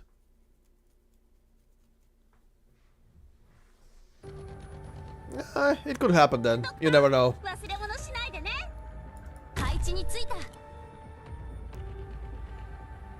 In that case, it could happen at some point in the future. 君たちの命は私が守る。私にこの槍で道を切り開く。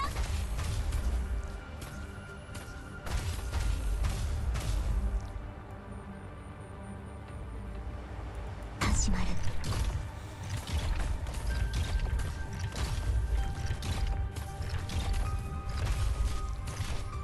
ドローン飛べー。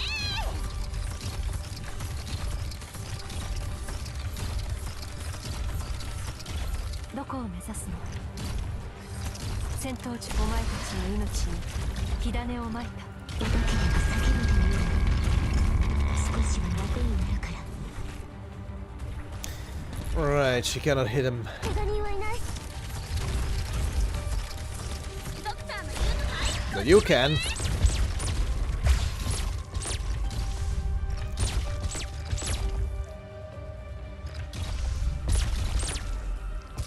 私に合わせる者がいれば効率が上がる。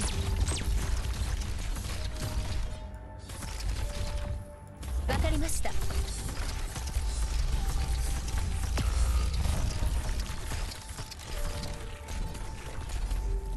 戦闘中お前たちの命に火種をまいた。噛みついたぞ。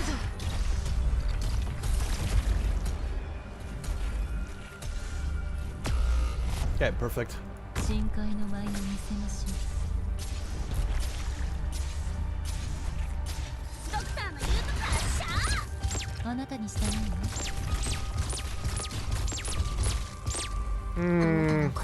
The problem is you will not attack there. Oh, perfect. Perfect.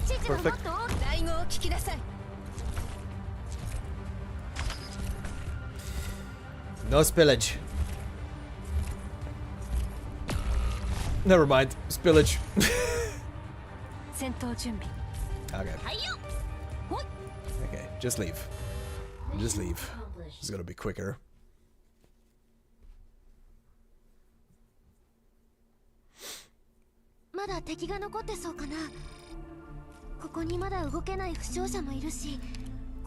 And I got the life point back I just lost. So there we go.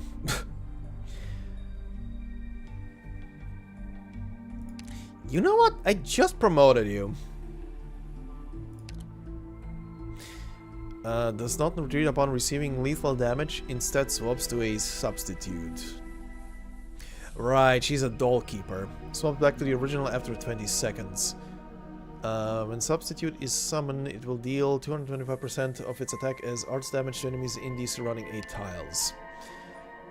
Auto. Increases the attack of the next attack to 275% and sacrifices 10% of its unit's HP. Okay. Immediately sacrifices 50% of this unit's current HP, gaining 90% attack and summoning a substitute on a surrounding melee tile to assist in combat. Yeah.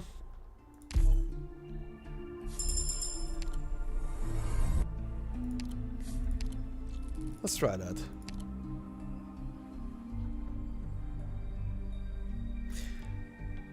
I guess just leave her on auto.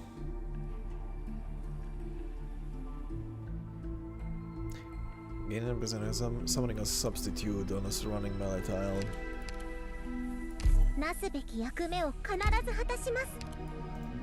Nin nin. I mean what?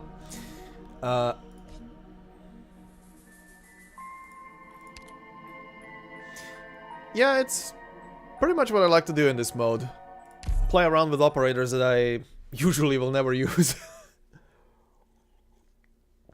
And at this point I have a ton of them that are like E2 level 1 because of operator records, so you know what? Why not? Why not?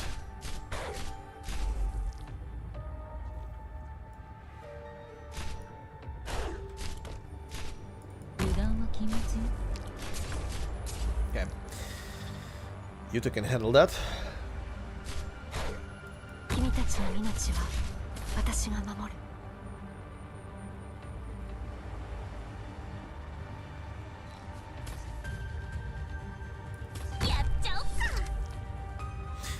The fish fell down.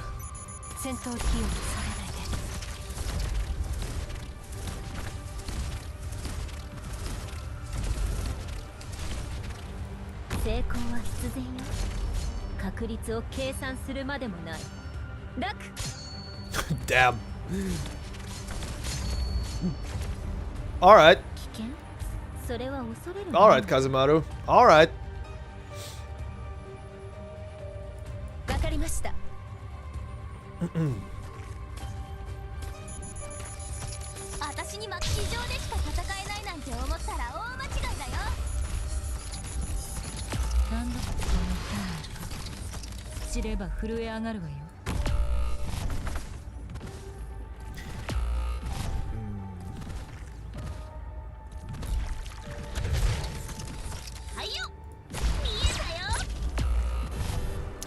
Huh. This is gonna be a problem. I don't really have shit to deal with that. 務を開始する。 Yeah, you're not doing anything against them. And she is ignoring them as well. Oh boy. Well, this is it for this run. These goddamn hovering little shits. Yeah. Pretty much any ground unit that has kind of any sort of reach, so to say. Like even Midnight would be would be doing great in this. Hi. Flames of the Inquisition. In the prospective investment system reach. Oh. I unlocked this. Can I? Hold on.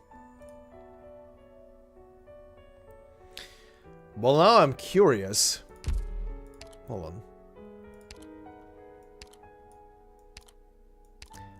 on. Are you all the way at the bottom under the special stuff? Yes, you are. I still haven't picked the hammer in any of the runs. I need to do that.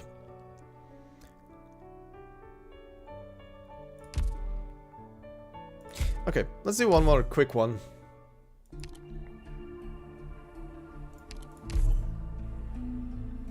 Cattle! Okay. Okay. What are we gonna get? I'll take it.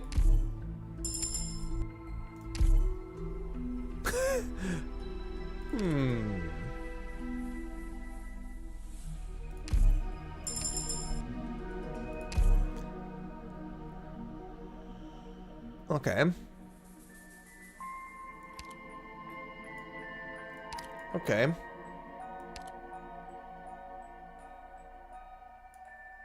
Cat and dog. Pretty much. Pretty much.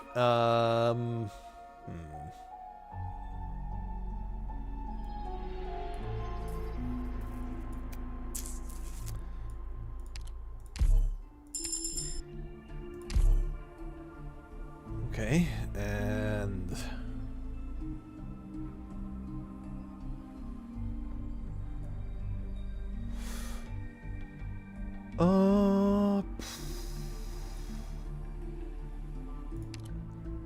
let's take you.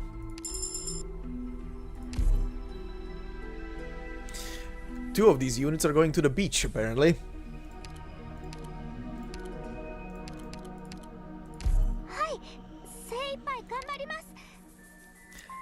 Attack speed plus 48 and every attack deals 150% of attack's physical damage. Attack range expands and attacks 2 enemies simultaneously. Every attack deals 200% of attack's physical damage.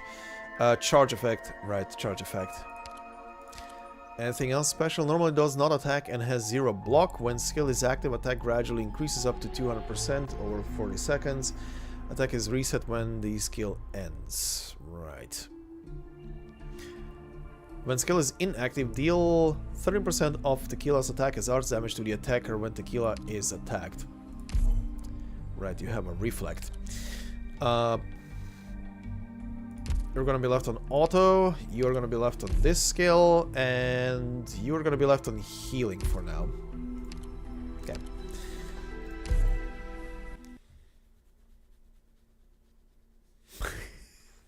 The beaches in the water, they just got lost. Yes. ここからはムースの戦いです。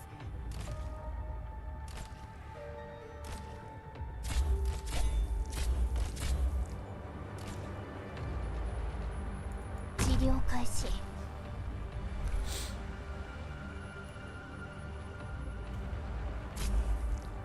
ムースだって戦えます。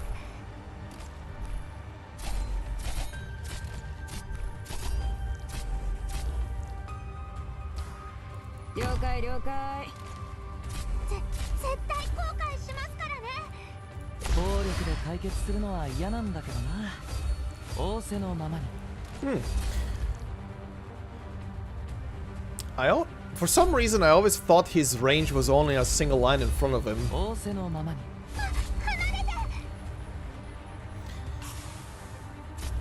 But he has like a swipe. Okay.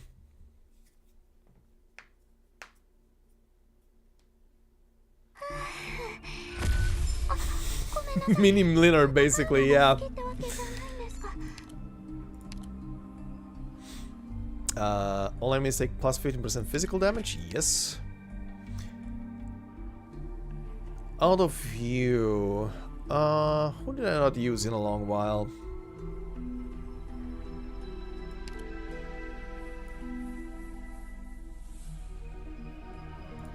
Let's go with you. Burb. あなたの判断を信じるわ。 A very 二度と sad 道を burb. 踏み外さないように導いてくれる。そうでしょ。 Not taking the ending. Not taking the ending, I'll take all the hope, thank you. You guys are amazing, providing me with all the stuff I need. Okay, and give me currency now.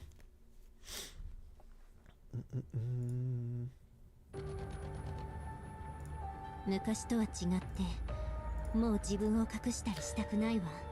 Right. Oh, Mimic? Great. ここね。合ってるかしら。ここで止まってもらえないかな。自分の思うがままに。治療開始。仰せの暴力で解決するのは嫌なんだけどな。手助けはいる？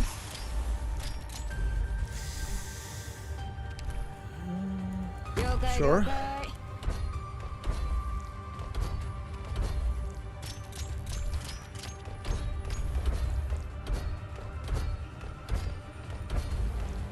ここからはブースの戦いです。いるいる。 Make the Mimic up. どうしたの？自分の思うがままに。交渉決裂か。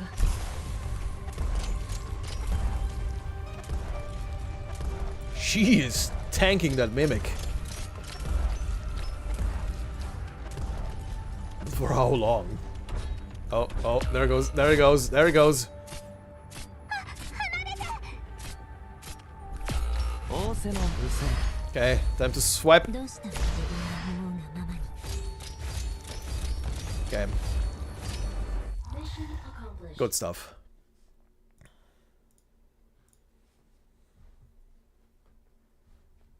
医療班もそうだが、後方部隊の負担は増える一方だ。なんとか慣れてはきたが。 That is a nice amount of ingots. That is also nice. And let's see.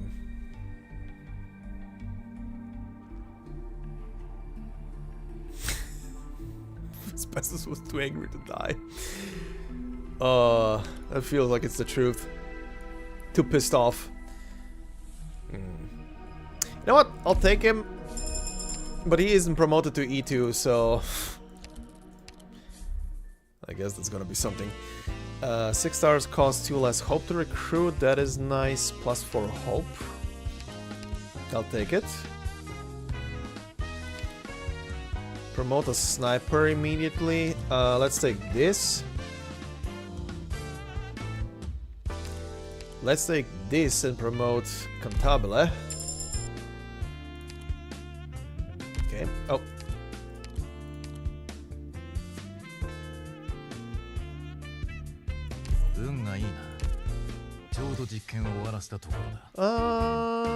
Let's refresh. That is a shitty roll, but 2 new items, I guess.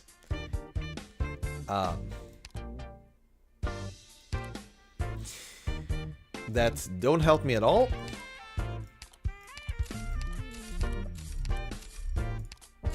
Okay, let's round it up.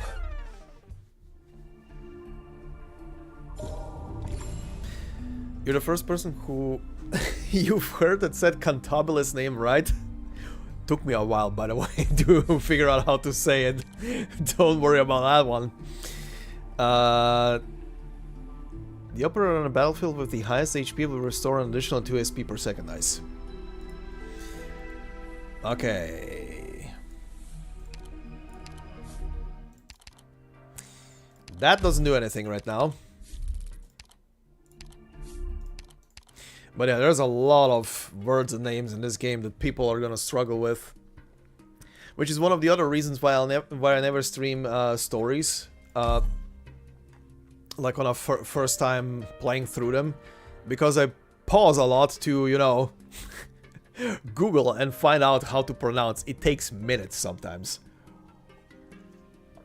It takes so freaking long sometimes to find a proper pronunciation. When Reed's event was around, I somehow stumbled onto a webpage that was literally... It was literally an audio database for anything Irish, words, pronunciations, and everything. And it was literally like you type in a word that you want to figure out how to say. If there is a counterpart to it, the thing is gonna spit the thing out. It's gonna literally also give you like 3 different pronunciations depending on North, Middle, or South Ireland. And I was literally just handpicking whichever one was easier to pronounce. Oh boy, that was an adventure. Reed's side story was an adventure and a half on my end. You guys are fine.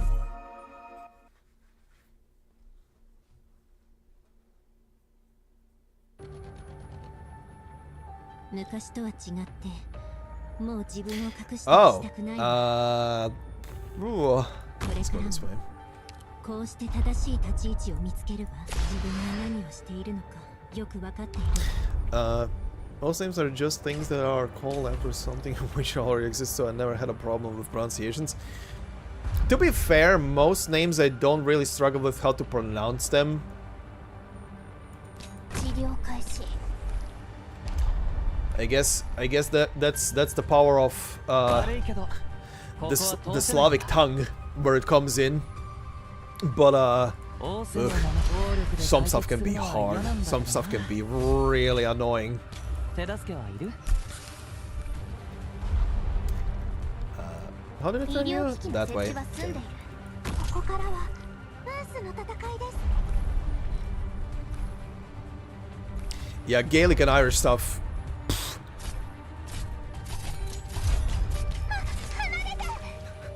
Yeah, don't... Oh god.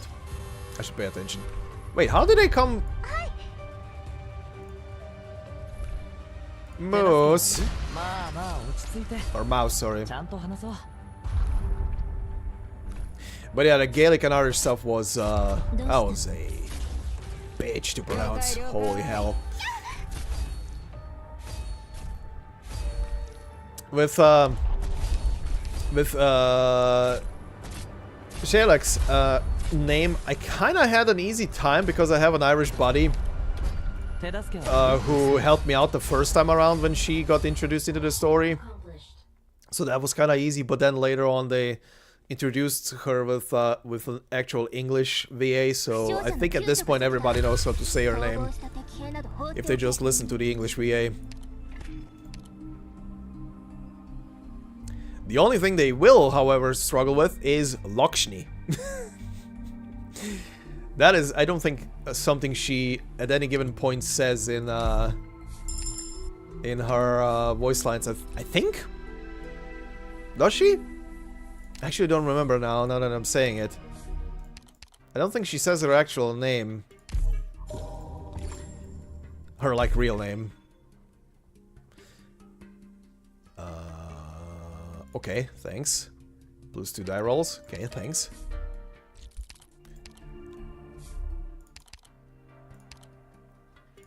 Four stars are cheaper. Let's go with this one.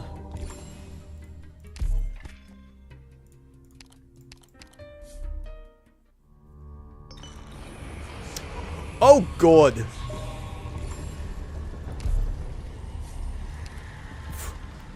The first wish fulfilled node you enter on this floor will grant one random collectible, but you will no longer be able to identify nodes beyond... Okay, cool. On this floor, all your units and non-boss units gain 50 attack speed, and your units receive 70% less healing effectiveness. It's the boss floor as well. I'll take this. Kinda gonna be wasted on you, so let's take you.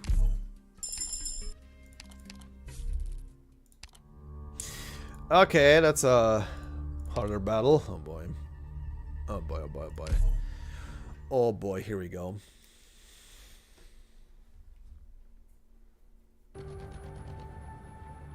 昔とは違ってもう自分を隠したりしたくないわ。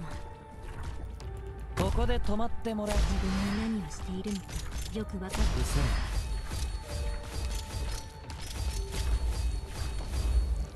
手助けはいる？ここからはムースの戦いです。 Okay, Moose. Moose! 負傷した者はすぐにムースだって戦えます。いい選択だ。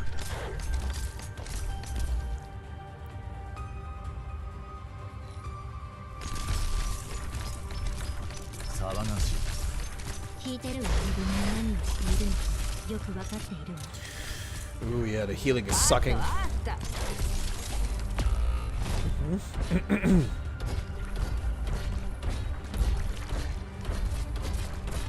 だって戦えます。 The healing is like almost non-existent.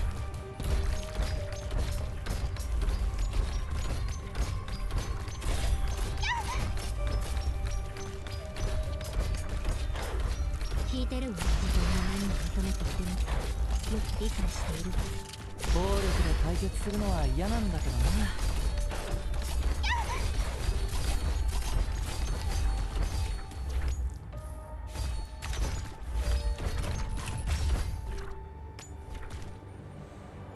いい選択だ。ドアをぶちかましてやるぜ。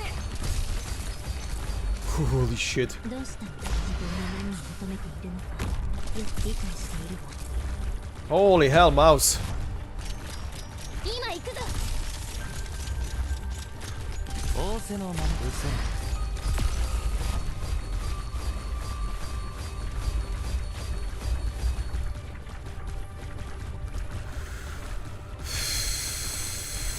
救急キットが出るものを He's coming through. Yep. Ow, ow. 救急キットだ。 Didn't mean to do that.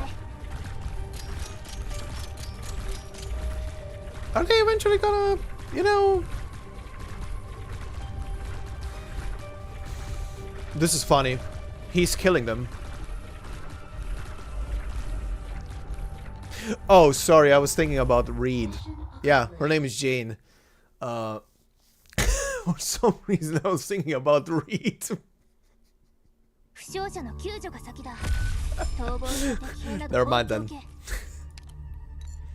Forgot that I said anything. For some reason I had something completely different in my head.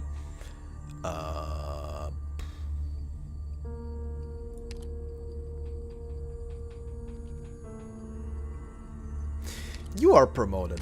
Why not?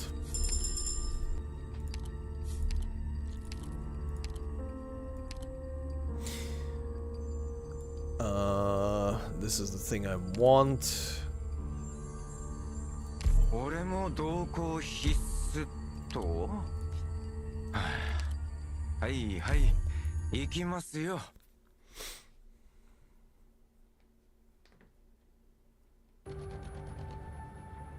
医薬品の積み込みは完了した。それでは出発する。どうしたの？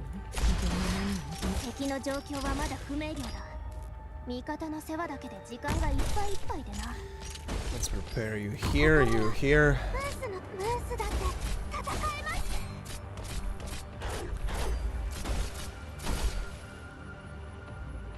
す。シート叱ってやりましょう。ほどほどに。あったあっ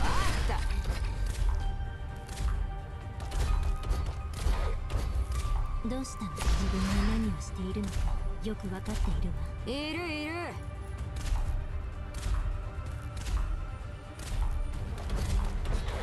いるいる。どいつもこいつも。よしよし、安心してちょうだい。俺がいるでしょう。悪いけどここは通せないんだ。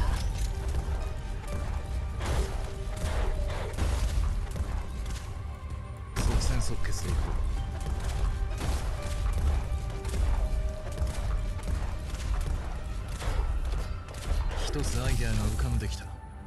Alright. はいはい。皆様方、何をお話で？仰せのまあまあ落ち着いてちゃんと話そう。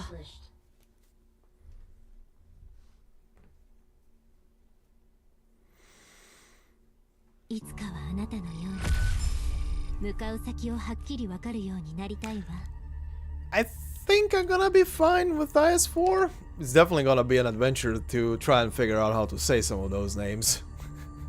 It's definitely gonna be funny. Caster... Actually, no. This one and promote.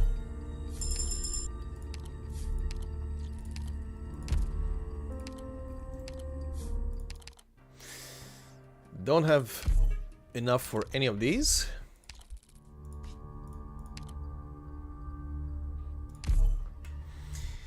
But yeah, it's definitely gonna be definitely gonna be an adventure.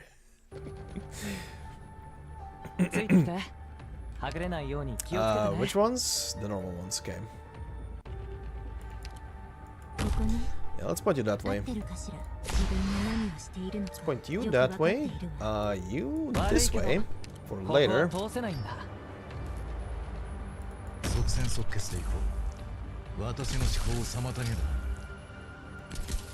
あったあった。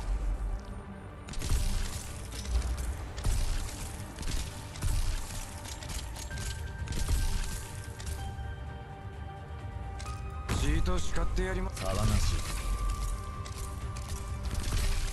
皆々様方、再検討のほどを何とぞ。本当に議論の余地なしなんですかね。苦笑した者はすぐに知らせるんだ。一つアイデアが浮かんできた。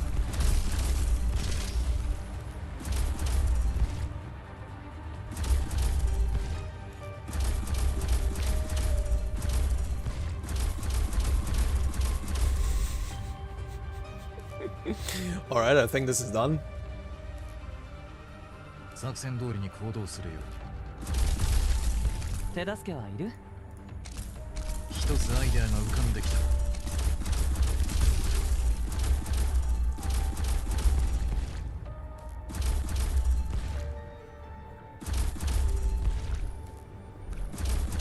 私の思考を妨げる。手助けはいる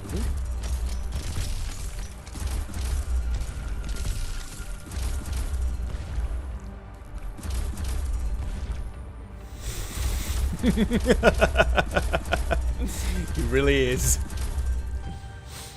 They really are mind blown right now. さあ、今回もお客さんをしっかりもてなしてあげよう。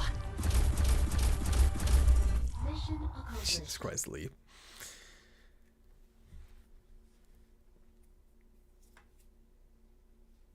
いつかはあなたのように向かう先をはっきりわかるようになりたいわ。 Like I literally soloed that entire lane. Okay.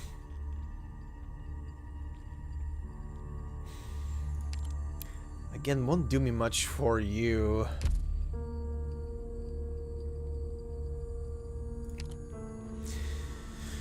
Let's still take another one.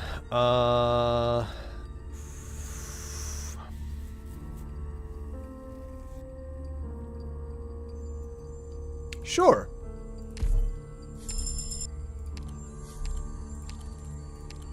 The penguin.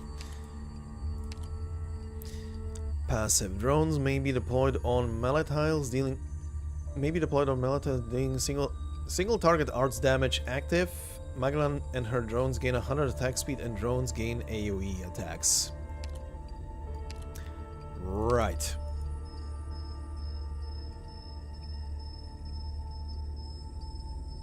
The big brain up now.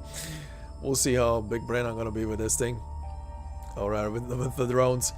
Passive slows enemies within the attack range of this unit, and drones every 3 seconds for 0.9 seconds. Active instead of slowing binds.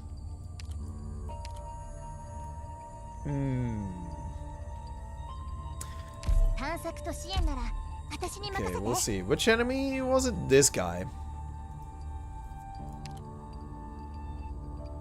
Yeah, let's leave her on this one. Swap you to Blood Bank. Yeah.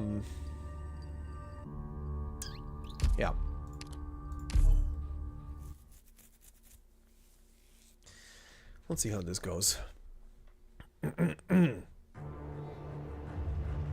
昔とは違ってもう自分を隠したりしたくないわ。これからもこうして正しい立ち位置を見つけ自分が何をしているのかよく分かっているわ。 No, the only question I have is where is the thing gonna go? This way or this way?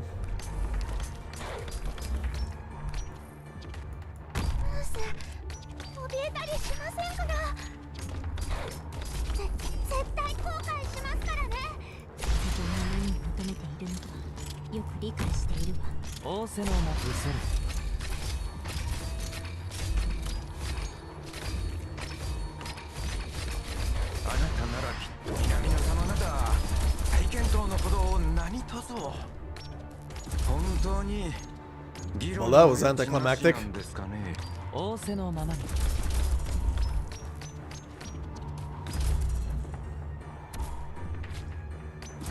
Huh. Anyway.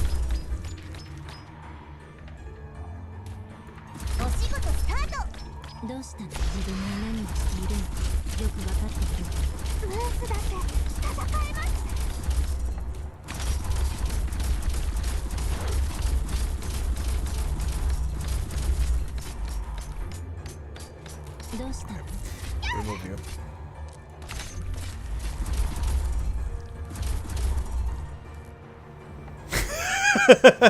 I don't know. Did anybody see the boss?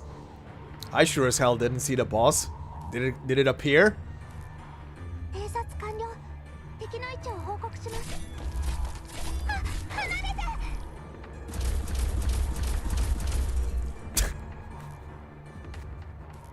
God damn it, Lee.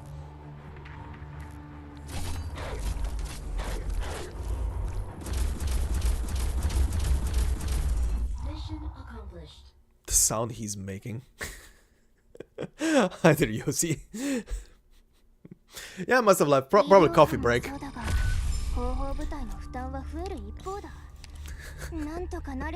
Probably went for a coffee break. Who knows?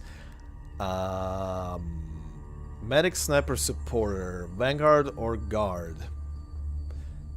But this one gets a promotion immediately. Ooh, boy, you're giving me options. You know what? Because I see Yossi there. Because I see a certain profile picture there. Let's do that.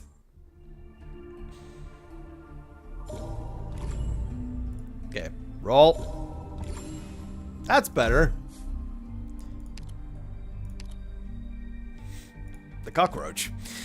Let's put you on.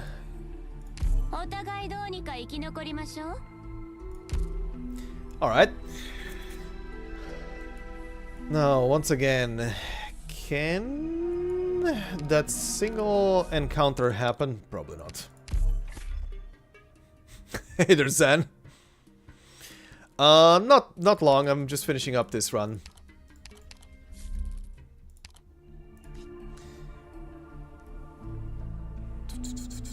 Okay. Oh, you do have something. Okay, she's gonna auto-activate her skill. I have nothing against that. Okay. Let's do this.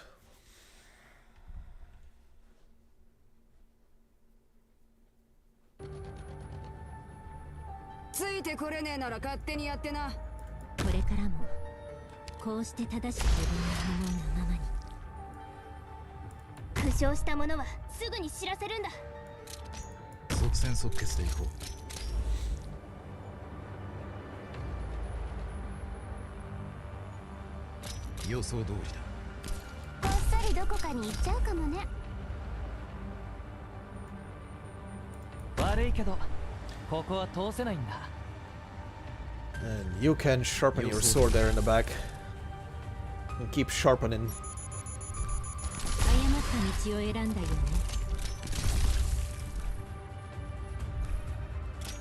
私の思考を妨げる。 Alright.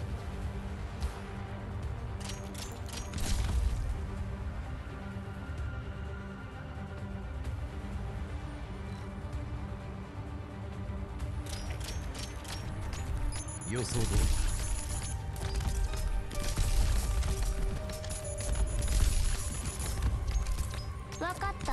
誰もサプライズ付きだから好きに選んでね。誤った道を選んだよね。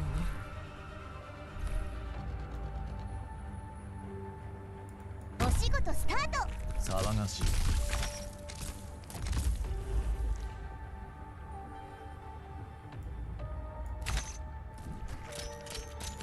私の技術、お花ちゃんたち咲き誇れ。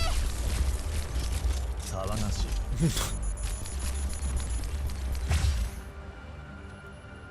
Oh, cool. I think it was actually being distracted by the drones from Magellan.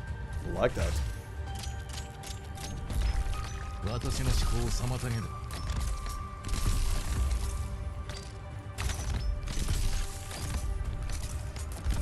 Nice. Done.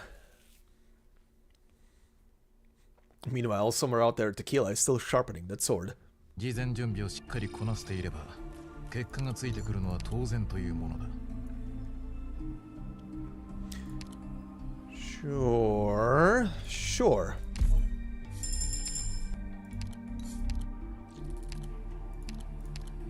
これだけの頭数を揃えるのも一苦労なんだから。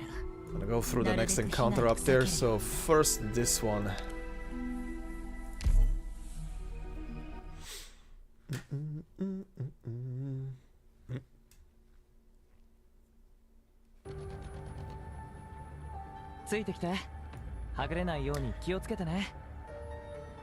Well, you spawned a bit close.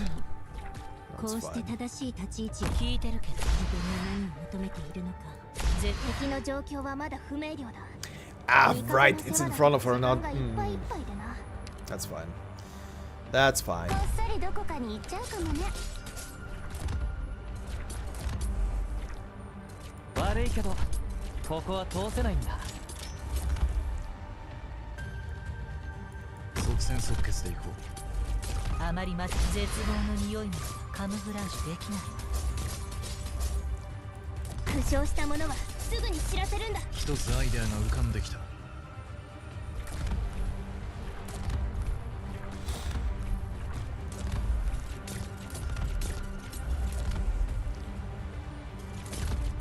どうすれば絶望の匂いもカムフラージュできない。私の思考を妨げる。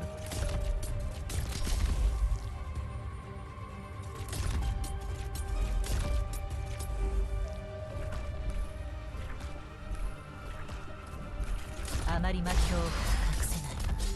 3つ数える間に投稿のチャンスを Alright then. あげる。 The anime was great. That's that's my thoughts on it. 予想通り。どうする誰かの気づき And the only other thing I can say is for people who say that some stuff was, you know, 手助けを either omitted or left out, well, 決裂か。 that's just how animes go. システム You can't have literally everything in there. 了解。了解。 Okay, you're not doing anything. You will not be doing anything. You will be doing stuff. 私のターゲットが位置についたね。よし、ドローン起動。 Okay, well that thing is going. Oh, I'm losing. I was on 1 life point. The singing from Frost Nova was probably the best part. That they actually had the VA sing. The song was probably the best touch there, especially for that final one.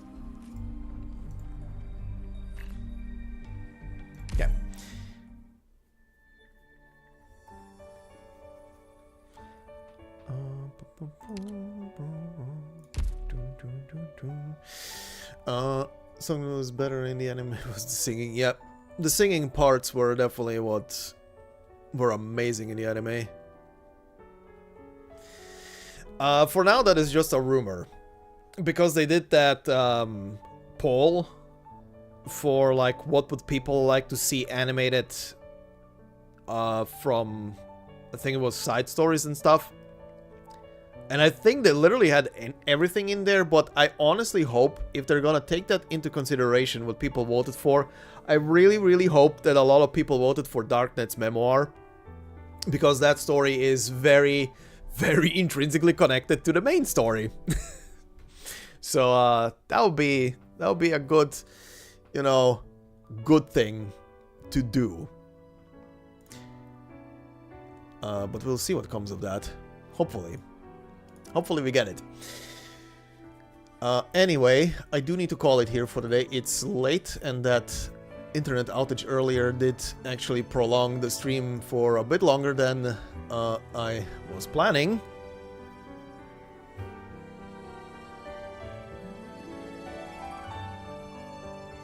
Yeah, it would make the most sense to be Arknights, and I hope it will be.